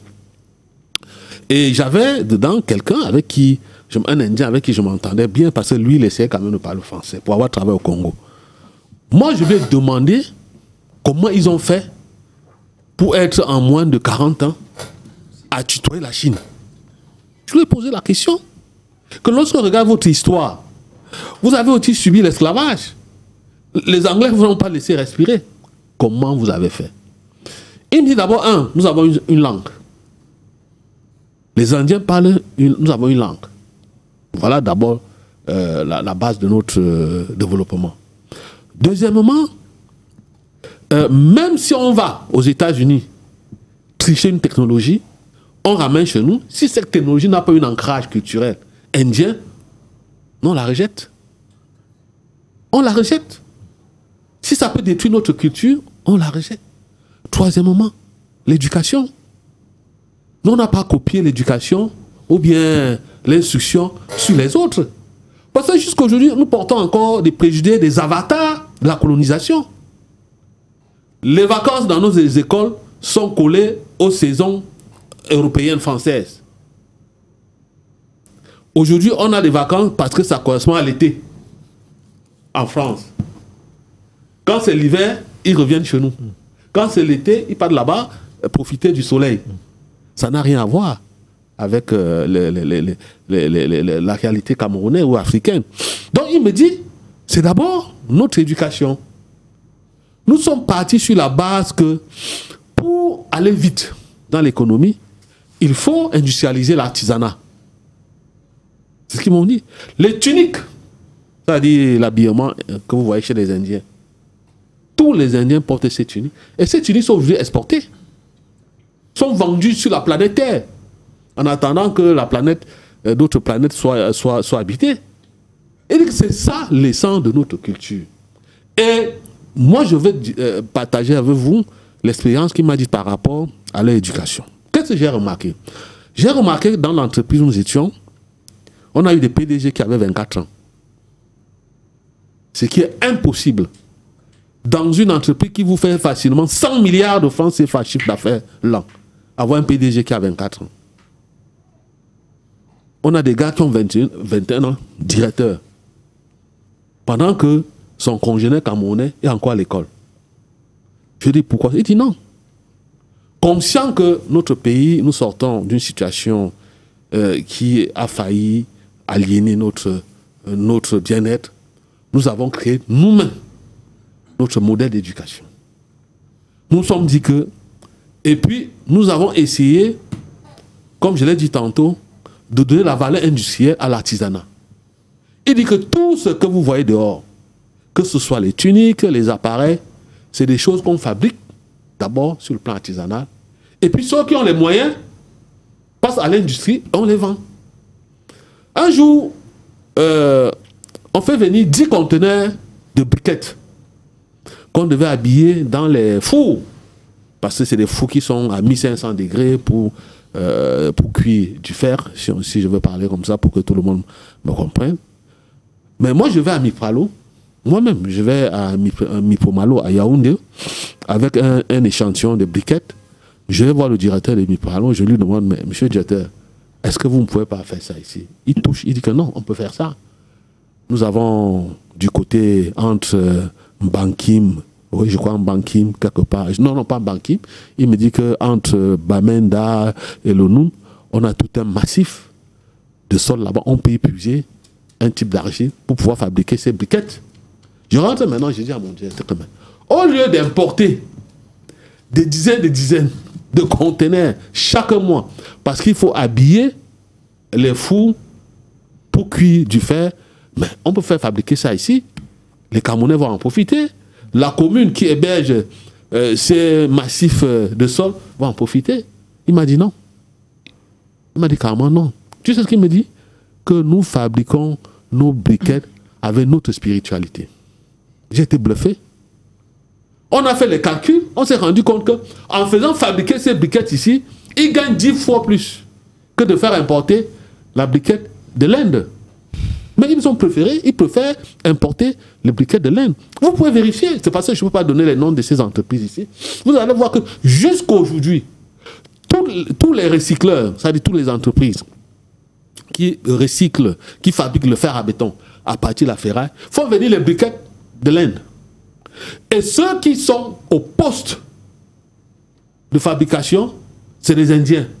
Que ce soit l'entreprise, que le propriétaire soit libyen, je ne sais pas, camerounais, ou je ne sais pas quoi. Là où on doit parler de la fusion du fer, c'est les Indiens. Alors qu'on aurait pu être là. Alors qu'on aurait pu être là. Kadhafi a essayé. Il avait très vite compris que pour que l'Afrique se libère, il y a une certaine chose qu'il fallait faire, nos satellites, notre type de banque mondiale qui colle à nos réalités. Mais on l'a assassiné. Et ceux qui l'ont assassiné à dessein. Parce qu'ils ne veulent pas de l'indépendance de l'Afrique. Donc je crois qu'on ne peut pas rejeter le panafricanisme de but en blanc, l'enfant et l'eau du bain. Il faut trouver aujourd'hui des référentiels au panafricanisme. Et ça marchera. Je vous ai apporté par exemple ce qu'on fait sur le plan écologique. Pas là. Sur l'écologie, que vous soyez en Mauritanie ou en Afrique du Sud, l'Afrique qui est à peine à 4% d'exportation sur l'économie mondiale, c'est sa contribution. Tous les Africains aujourd'hui souffrent des problèmes liés au changement climatique. Même si nos émissions sont marginales, tous les Africains souffrent. Et malheureusement, aux différentes conférences mondiales sur le climat, l'Afrique ne parle pas du même voix. Que vaut le continent africain? Que vaut un pays comme le Sénégal ou bien le Cameroun face à la Chine qui vous impose leur manière de voir?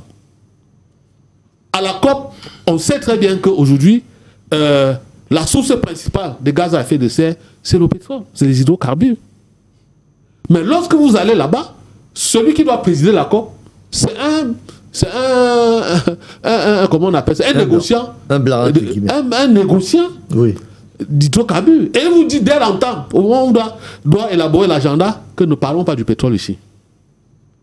Mais l'Afrique qui souffre des inondations, de la sécheresse, de l'accès difficile à l'eau potable, n'a pas de mot à dire. Donc vous comprenez que au-delà du carnaval, il faut déjà y introduire des impôts, des référentiels dans lesquels les Camerounais et les Africains se retrouvent. Tout à fait. Merci beaucoup Didier. Le Formetio. Oui. Ne perdez pas de vue quand même qu'il y a cette dépendance de l'Union africaine qui dépend encore forcément de l'Occident. Vous avez des financements qui manquent vraiment pour implémenter des grands projets panafricanistes.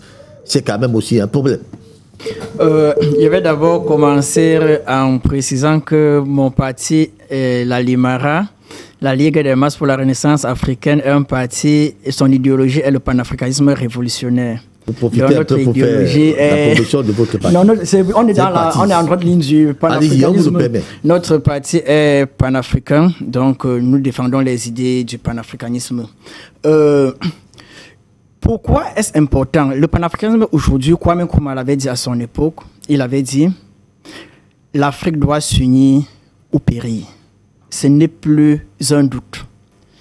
Aujourd'hui, on est dominé, on est où on est parce qu'on n'a pas pu s'unir. En s'unissant, on parvient à se défendre contre l'impérialisme. Parce que nous sommes encore en néocolonisation, nous sommes dans la néocolonisation, nous sommes encore dominés de l'extérieur.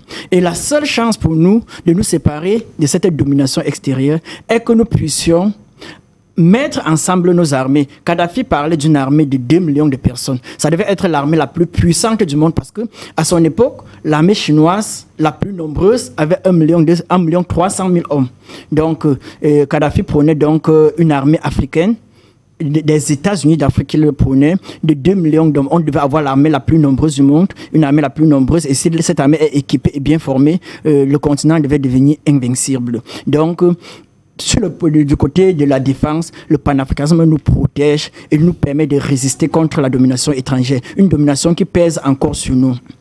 Au niveau économique, le panafricanisme nous propulse vers l'industrialisation. Parce que pour s'industrialiser, on a besoin des matières premières, on a besoin des sources d'énergie, on a besoin des capitaux. Et chaque pays pris individuellement ne peut pas avancer vers une réelle industrialisation. Or, ces industries, ces matières premières, ces sources d'énergie se trouvent dans divers pays du monde, d'Afrique. Donc, si on s'unit en mettant ces éléments ensemble, nous allons parvenir très rapidement à une industrialisation. Et qui dit industrialisation dit amélioration des conditions de vie, parce qu'il n'y a rien qui absorbe le chômage comme les industries. Ce sont les industries, les entreprises qui absorbent le chômage. Donc une fois qu'on s'industrialise, le problème de chômage est résolu en Afrique. L'amélioration des conditions de vie suit naturellement.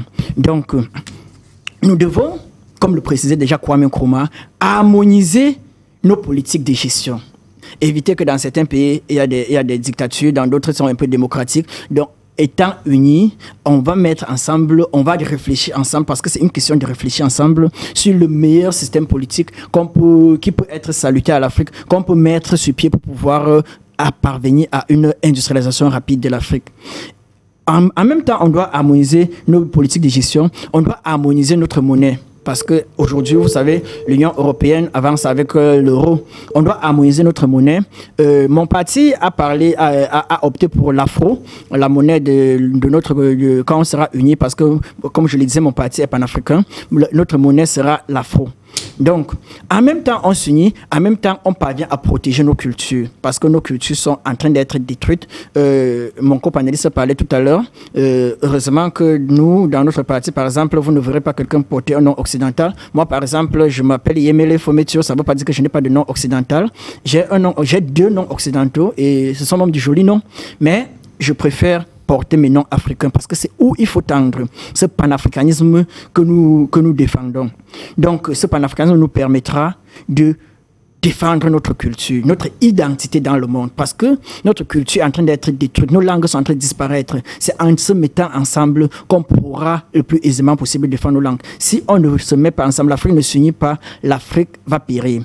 Et aussi, Kwame Nkrumah, parce que c'est lui le père vraiment du panafricanisme, il est le premier, son pays, le Ghana, a été le premier pays d'Afrique noire à avoir son indépendance. Et quand il proclamait cette indépendance, il a dit quelque chose de très important. Il a dit, l'indépendance du Ghana n'aura aucun sens si elle ne contribue pas à la libération du continent tout entier. Donc... on a déjà un appelant là. Donc... Permettez-moi de prendre cet appel. Monsieur, bonjour. Allô. Vous nous appelez d'où?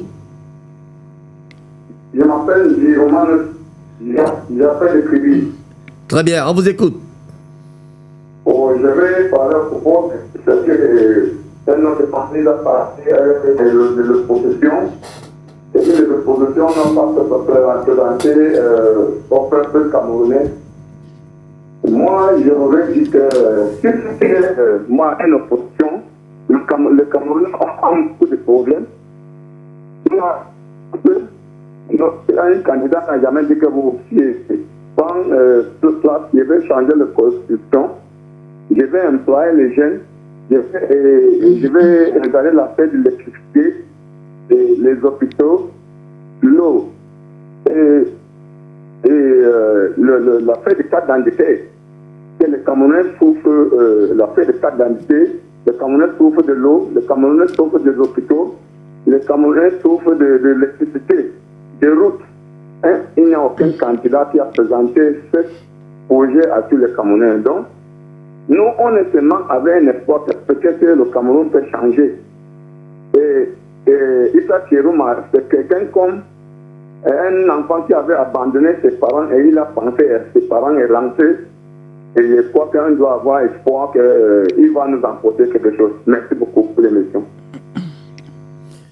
Merci beaucoup, monsieur, pour cette intervention. Yomele, vous allez aller très rapidement maintenant. Nous, c'est le timing des téléspectateurs. Allez-y. Exactement.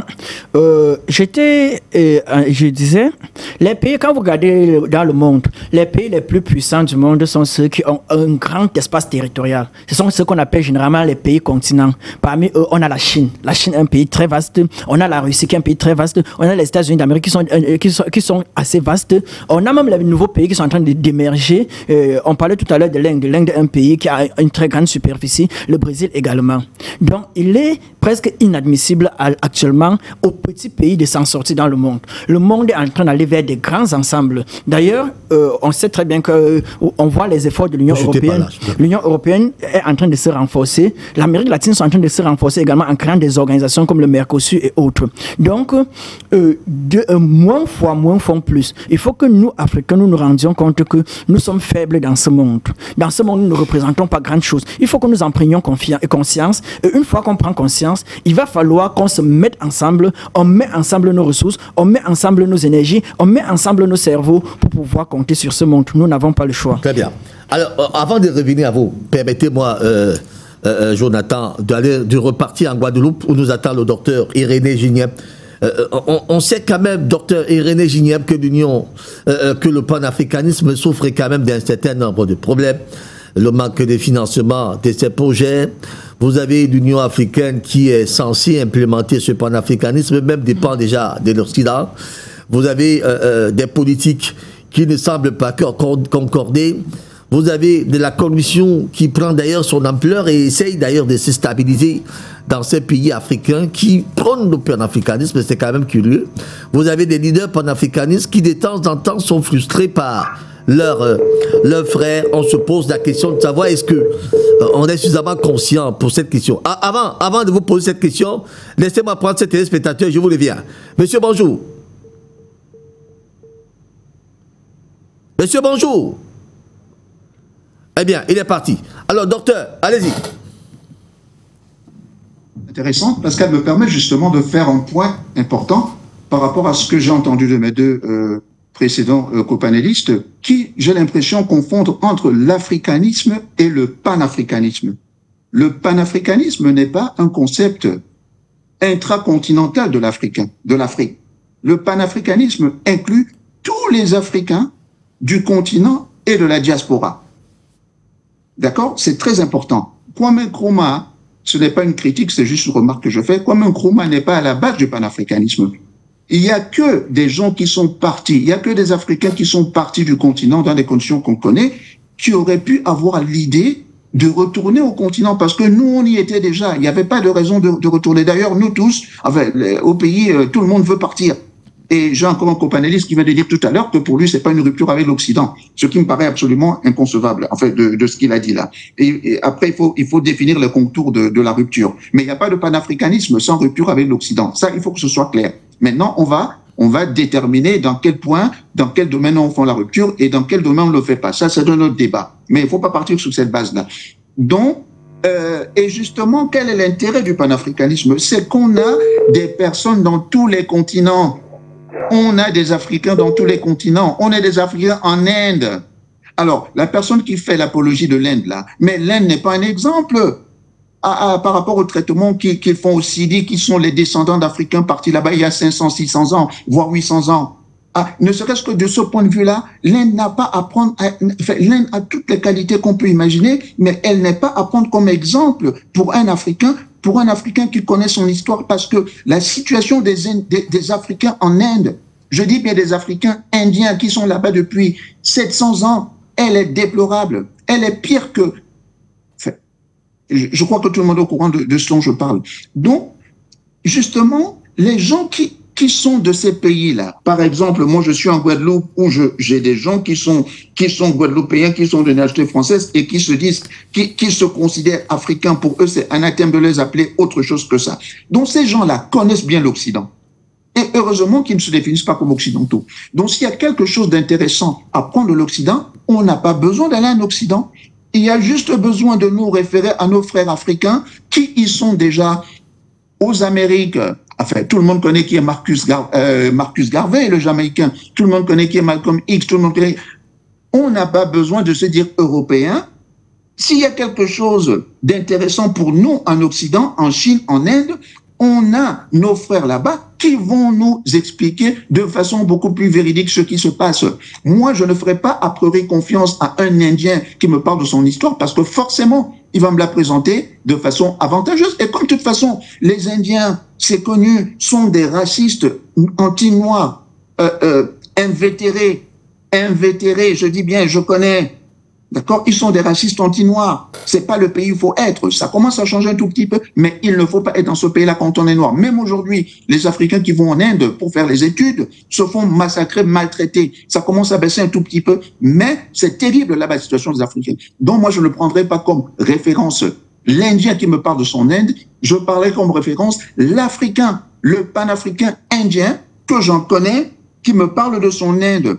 Le panafricanisme pakistanais que je connais, qui me parlera de son Inde, parce qu'en général, on connaît mieux nos pays dans lesquels on vit que les autochtones de ces pays-là. Hein? Alors, donc,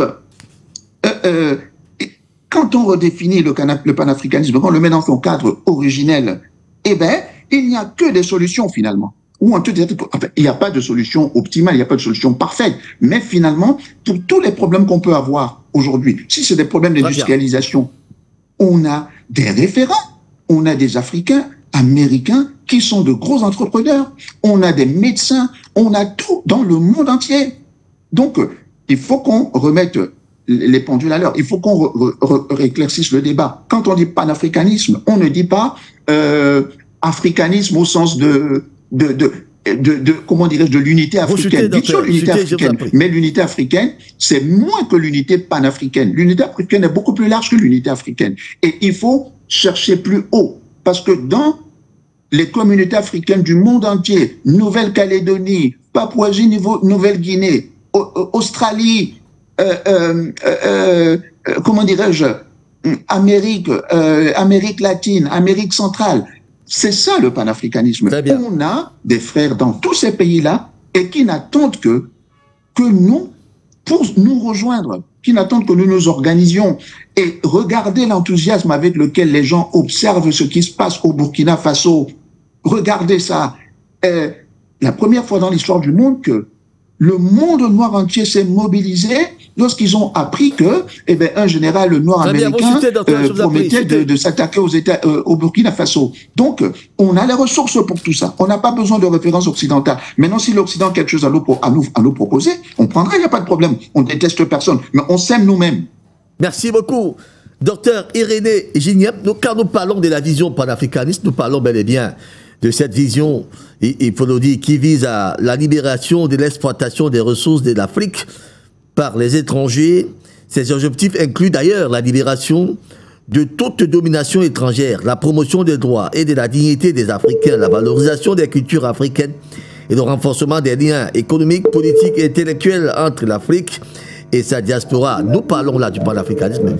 Laissez Batongé prendre, Jonathan Batongé prendre également la parole pour sa toute première sur la question. Vous savez, moi, je suis très heureux d'abord de savoir. Laissez-moi prendre, téléspectateur. On prendra le dernier probablement. Oui, monsieur, bonjour. Bonjour. Vous nous appelez d'où? Je m'appelle de Malouane. Très bien, on vous écoute. Voilà. Je suis beaucoup plus d'accord avec celui qui est en chapeau. Depuis des années, je suis à média parlant de panafricanisme. Mais on se rend compte que nous demeurons beaucoup plus dans la parole que dans l'acte. Nous ferons mieux de suivre l'exemple de Burkina Faso, Mali par exemple. Nous devons beaucoup faire mieux de parler chaque fois de panafricanisme, suivre vraiment dans les actes. Et c'est regrettable. On dit que nous sommes des intellectuels, beaucoup qui sont au Cameroun, mais pratiquer doit être une bonne chose pour tout le monde. On n'est pas là. Donc on doit s'interroger beaucoup plus sur notre manière de faire afin de bâtir quelque chose vraiment de solide. On doit parler, mais certes, on doit beaucoup plus être pratique. C'est ce que je voulais dire. Bonjour. Merci beaucoup. Merci beaucoup, monsieur. Y a-t-il quelqu'un rapidement là? On peut le prendre. Monsieur, bonjour. Monsieur, bonjour. Ok, Jonathan, allez-y. Donc d'abord, je suis très fier d'être ici à parler du panafricanisme. Ce n'est pas un hasard. Monsieur Raoult Pépin, vous êtes un acteur de cette dynamique qui a redonné vie au panafricanisme. Je suis fier que la Limara existe, mais la Limara n'est pas sortie du ciel. Elle n'a pas lu les textes de Nkrumah. Je suis sûr qu'elle est dans la dynamique actuelle. Et des gens ont porté ce combat. Aujourd'hui, nous incarnons cette aile-là, cette aile dure qui est combattue. Pourquoi nous redoutons la France dans cette élection? Parce que la France veut se payer notre tête. Monsieur Raoult Pépin Béna, vous savez ce que nous avons fait à la France. Le Mali n'est pas né de nulle part. Le téléspectateur qui dit, bon, on parle, c'est les actes, c'est pas... on parle beaucoup, on ne parle pas beaucoup. Panafricanisme africain. Encore que tout a commencé par la parole. Hein? Ça a commencé par... Et puis le panafricanisme africain a réalisé beaucoup de réussites ces dernières années. L'AES, le Mali, le Burkina, le Niger, nous avons suivi ça minute by minute. J'ai fait des émissions avec vous sur un autre plateau où nous avons suivi l'évolution. Les Burkinabés suivaient les recommandations qui venaient de vos plateaux. Donc nous avons cette fierté. Si monsieur de la Limara cherche encore des actions, ça existe. L'AES est là comme témoignage. Le Niger, il faut qu'il se renseigne. Le Niger avait été tenté, ils ont tenté d'attaquer le Niger. Il y a une de mes vidéos qui a été très virale parce qu'aujourd'hui, la tendance est vouloir nier les succès du panafricanisme. Jonathan, permettez que nous le prenions. Monsieur, bonjour. Allô? Oui, bonjour. Oui, bonjour. Vous nous appelez d'où, monsieur? Monsieur. Merci beaucoup. On vous écoute, allez-y.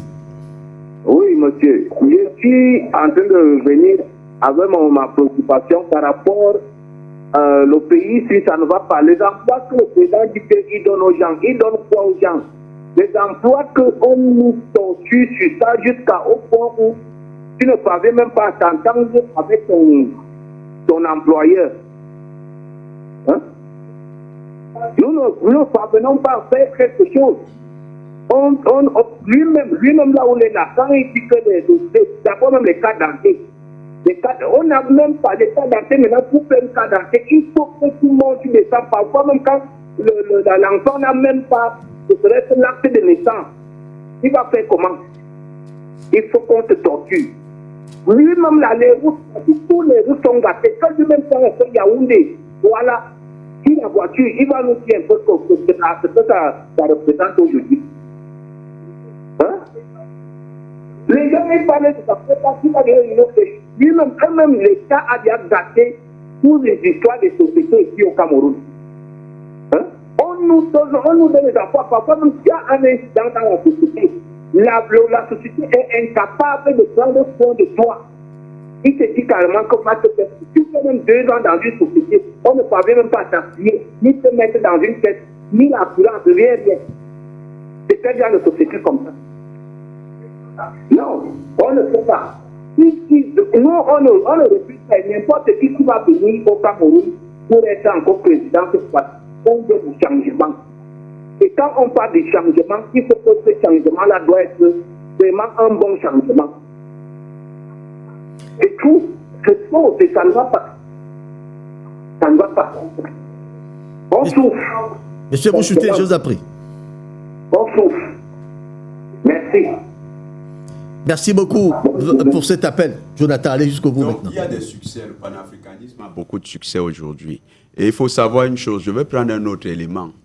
Aujourd'hui, personne ne condamne plus le Hamas. Peut-être que le président de la Limara ne le sait pas. C'est les panafricanistes qui ont fait en sorte qu'on ne condamne plus le Hamas. Nous avons été les premiers à dire que le Hamas n'est pas un mouvement terroriste, c'est un mouvement de résistance nationale. Et vous voyez toute la solidarité internationale qui est maintenant autour du peuple palestinien, sans plus apprécier le combat du Hamas. Les gens sont maintenant en train de faire fi, ils disent, arrêtez cette rhétorique. Vous voulez discréditer les résistants palestiniens en les traitant de terroristes. C'est la libération panafricaniste. Il y a quelque chose en Afrique qui malheureusement fait jour, c'est que, et particulièrement au Cameroun, Lando Colonna prend le dessus avec des discours discréditants, des discours de dilettantes. Le dilettante, c'est quoi? C'est que quelqu'un, par exemple, le grand frère Didier Imkwa, son combat qu'il est en train de mener dans le domaine de l'écologie et dans l'intégration de la démarche panafricaniste, je commence à dire, de toutes les manières, il n'y a rien dans l'écologie en Afrique. Alors qu'il y a quelqu'un qui se bat. Je connais ce que le grand frère Didier Imkwa fait avec la mairie de la ville. Il y a beaucoup de réalisations, la protection de notre mangrove. L'homme qui a attiré l'attention des pouvoirs publics, c'est Didier. Mais si je me place et je dis rien n'est fait dans le domaine de l'écologie, ça veut dire quoi? Ce n'est pas honnête, ce n'est même pas être panafricaniste. Donc, il y a des choses qui sont faites du côté du panafricanisme, mais il y a que le peuple camerounais est abreuvé par un discours de Lando Colonna. Le discours de Lando Colonna, c'est quoi? Par exemple, sur l'électricité, je vous ai cité un des problèmes de l'électricité. Sur l'électricité, vous avez les entreprises françaises à qui on donne la production de l'électricité. Lando Colonna va venir vous réciter les conséquences. Vous dites, oh, on coupe beaucoup l'électricité, mais quelle est la cause? Vous ne pouvez pas être en guerre avec un pays du point de vue économique et vous confier à ce pays la gestion de votre production d'électricité. Ce pays va saboter. Aujourd'hui, le Cameroun est victime de sabotage. La Sonara a brûlé. Quand la Sonara a brûlé, nous avons dénoncé l'implication des sociétés étrangères. Nous avons dénoncé l'implication des puissances étrangères. Pourquoi? L'objectif, c'était rendre le Cameroun dépendant des importations de pétrole. Et ensuite, également, fragiliser la construction de nos routes. Ça aboutit. Est-ce que vous voyez des hommes politiques courageux adresser ce problème? Ils n'adressent pas ce problème. Quel est l'homme politique camerounais qui est capable de porter la question du CFA? Vous avez le bon diable que les gens nous présentent, qui dit d'ailleurs même que le CFA, ce n'est pas un problème. Vous avez des mesurettes, des gens qui vous disent, oui, on sortira du CFA, mais on verra. On verra. Le premier élément, quand des gens veulent sortir de la question du CFA, ils doivent reconnaître qu'il y a eu des avancées. Ne pas signer les accords de reconduction avec la BEAC, entre la BEAC et le Trésor français, c'était déjà une avancée. C'est dire comment dans cette démarche, vous allez pousser le bouchon plus loin. On habitue les Camerounais à pleurer. Vous avez suivi tout à l'heure, moi je ne sais pas que... mais j'ai tué mes émotions. Hein. Pour faire vraiment la politique, il faut tuer les émotions. Vous devez la faire avec une certaine froideur. Parce que quand vous allez chez le médecin et qu'il veut traiter un mal qui est profond, il tue ses émotions, il vous dit, monsieur, ça va faire mal, mais on va pratiquer la cautérisation. Et il la pratique, et ça vous amène à quelque chose de bien. Dire on souffre n'est pas un discours politique. C'est une émotion, c'est un ressentiment. Et dire on souffre, aller faire la politique avec le on souffre, c'est dur. On va faire comment? Ce n'est pas faire la politique. Malheureusement, ça apprend nos Camerounais à pleurer. Dire on a trop souffert, le régime a échoué, ce n'est pas faire un bilan. Le bilan se fait avec des chiffres. En 82, on avait combien de lycées? Aujourd'hui, on en a combien? On avait combien d'universités? Aujourd'hui, on en a combien? Il faut chiffrer. Il faut arrêter de faire résonner les Camerounais avec les émotions. Et c'est dans les émotions qu'on a entraîné une majorité de Camerounais dans l'erreur du point de vue politique. Ce qui fait quoi? Répondre à ces téléspectateurs. Je vous prends donc un élément. Ce qui fait quoi? Sinon, vous désablez un chargé d'émission d'une campagne. Non, je ne suis pas un chargé d'émission. Je ne voudrais pas qu'on aille dans ces sens. Je vais vous dire, monsieur Raoult Pépin, vous connaissez l'histoire de notre combat panafricaniste. Quand nous avons commencé à parler aux Maliens, parce que nous avons parlé aux Maliens, il y a des Maliens qui venaient nous dire, ah, vous ne connaissez pas les problèmes du Mali. Vous ne connaissez pas comment on souffre au Mali. On leur a dit, arrêtez ça. Vous avez une classe politique qui est endo-coloniale. Cette classe politique est discréditée. Si vous allez avec elle, vous allez échouer. Les Maliens ont eu l'humilité de reconnaître qu'ils étaient dans l'erreur. Le peuple camerounais, le malheur, c'est que les hommes politiques qui les guident, ils sont dans l'erreur. Les Camerounais sont pour la plupart dans l'erreur, dans leur jugement de leur souffrance. Ils sont dans l'erreur. Mais tous sont convaincus qu'à force de répéter les erreurs, ça deviendra une vérité. Que non, une erreur poussée à l'extrême ne devient pas une chose juste. Quelle que soit la durée. Quelle qu'en soit la durée dans laquelle vous vous trouvez dans l'erreur, elle reste l'erreur. Tout à fait. Donc, pour nous, le panafricanisme s'impose au Cameroun. Vous avez suivi le docteur Irénée, il vous dit que c'est une curiosité. Les panafricanistes sont au Cameroun. Tous les jours, nous disons aux Camerounais, les enjeux, c'est de sortir du CFA, de sortir des accords coloniaux, de devenir un État souverain. Et les gens viennent leur dire, non, immédiatement, il faut bien manger. Je vous mets au défi, qu'on passe même à l'alternance. Celui qui arrive par un coup de baguette magique ne donnera pas les routes. Construire une route, ça a une durée. Celui qui arrive ne donnera pas du pain à tout le monde. Il y aura encore des souffrances. Donc que les gens sortent dans l'émotivité, dans l'émotion, et reviennent à un jugement froid de leur pays. Nous avons eu des avancées. Maintenant, il faut pousser plus loin. Et nous nous disons, il faut que maintenant le Cameroun rentre dans sa destinée panafricaniste. Je crois que c'est pourquoi vous, aujourd'hui, vous convoquez le panafricanisme. Nous devons rentrer dans cette destinée panafricaniste. C'est quoi cette destinée panafricaniste? Cette destinée veut que le Cameroun rompe avec le franc CFA. Peu importe qui est président, nous ne voulons plus du franc CFA. Ouais. Deuxième chose, les ingérences de la France dans nos secteurs de souveraineté, nous n'en voulons plus. C'est-à-dire le secteur de l'électricité, le secteur du transport ferroviaire, nous ne voulons plus de Bolloré dans notre secteur ferroviaire. Vous avez vu M. Jacques Bimaï. Voilà un nationaliste qui peut bien diriger la politique en matière de secteur ferroviaire. Cet homme-là, il est compétent. Même dans l'opposition, il y a des gens plus compétents pour gérer ce secteur ferroviaire. Il faut aller chercher les compétences là où elles sont et les mettre au bon endroit. Nous ne voulons plus que, par exemple, le secteur du parc à bois, ce soit encore géré par la France. Il faut que ce soit géré par les Camerounais. Vous savez quelle est l'histoire avec le DIT? Nous avons réalisé des avancées que peut-être la Limara attend encore, peut-être eux ils rêvent encore. Nous sommes déjà dans l'action. Le port autonome de Douala, il y a un problème qui s'est posé, c'était le DIT. Le DIT était géré par un Français qui est un esclavagiste, un pilleur. Et cet homme faisait croire que ce qu'il reversait au port et à l'État du Cameroun était vraiment... Il disait même que c'était énorme, que c'était une manne qu'il allait creuser dans ses réserves. Quand le port a nationalisé le DIT, qu'est-ce qui s'est passé? En un mois, on a réalisé plus que ce qu'il donnait en un an. Et au terme de l'année, on a réalisé des bénéfices qu'il n'avait jamais versés en plus de 10 ans d'exploitation. Ça veut dire une chose. Quand nous allons récupérer également le parc à bois, nous allons réaliser les réels bénéfices de ces secteurs. Voilà là où les combats sont aujourd'hui. Les Camerounais doivent être mobilisés pour ces combats-là, au lieu de continuer à rester dans l'émotivité. J'ai faim, on souffre. Et je tiens à rappeler, parce que c'est des parents, Si un enfant s'assoit à la maison familiale et dit, papa, j'ai faim, j'ai soif, je souffre, et qu'il ne sort pas se battre, cet enfant jamais ne deviendra un homme. On ne grandit pas en disant, j'ai faim, je souffre. On grandit en prenant les actions concrètes qu'il faut pour les problèmes qui se posent à nous. Et pour le cas du Cameroun, il y a des problèmes concrets, attaquons-les. Merci. Didier Imkwa.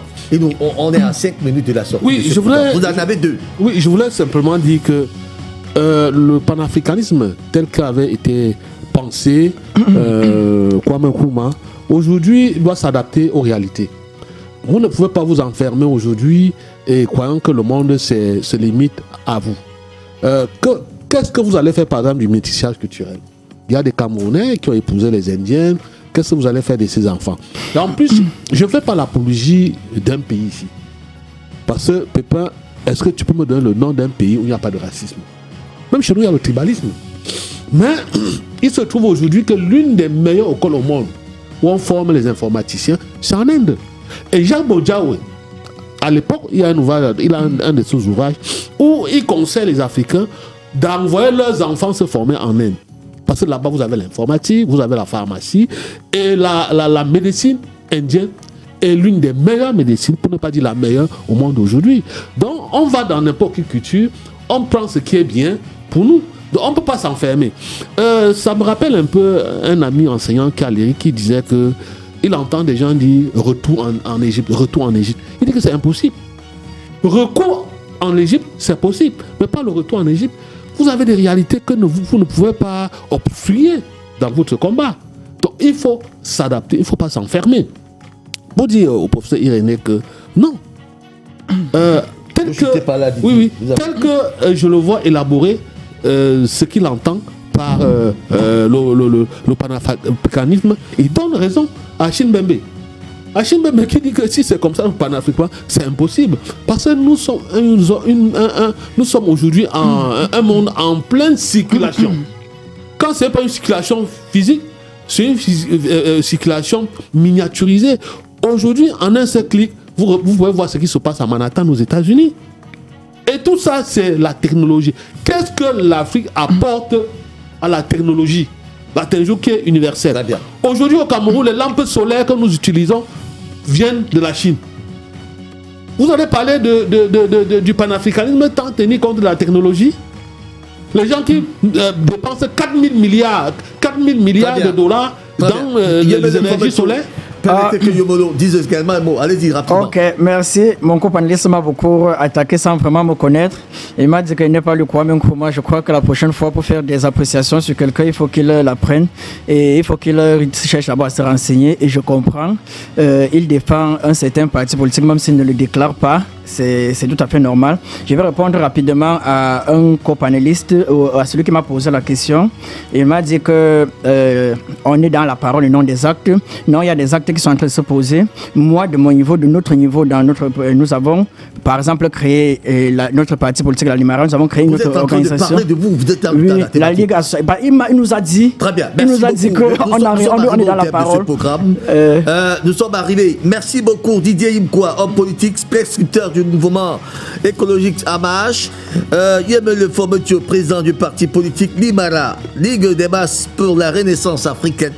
Jonathan Batengene, analyste politique, géostratège, panafricaniste. On a appris sur ce plateau d'ailleurs qu'il est également président d'une association. On en parlera probablement très prochainement. Et puis, depuis la Guadeloupe, notre ami Dr Irénée Gignem, universitaire, auteur et entrepreneur, panafricaniste, membre de l'association guadeloupéenne Racine pour le bien du continent, pour le lien du continent et de ses diasporas. Merci beaucoup à Yurk David qui a assuré la réalisation de cette émission, autour de qui d'ailleurs se trouvait une importante équipe. Retrouvez ce programme à rediffusion probablement dans la semaine. En tout cas, la réalisation va s'y charger. Madame, Messieurs, prenons rendez-vous demain lorsqu'il sera 20h30 dans le cadre de la grande veillée électorale. Ça sera pour vous faire revivre les émotions de cette campagne électorale, bien avant le vote qui va se dérouler probablement le 12 octobre, c'est-à-dire dès dimanche. Merci beaucoup à tous et à très bientôt.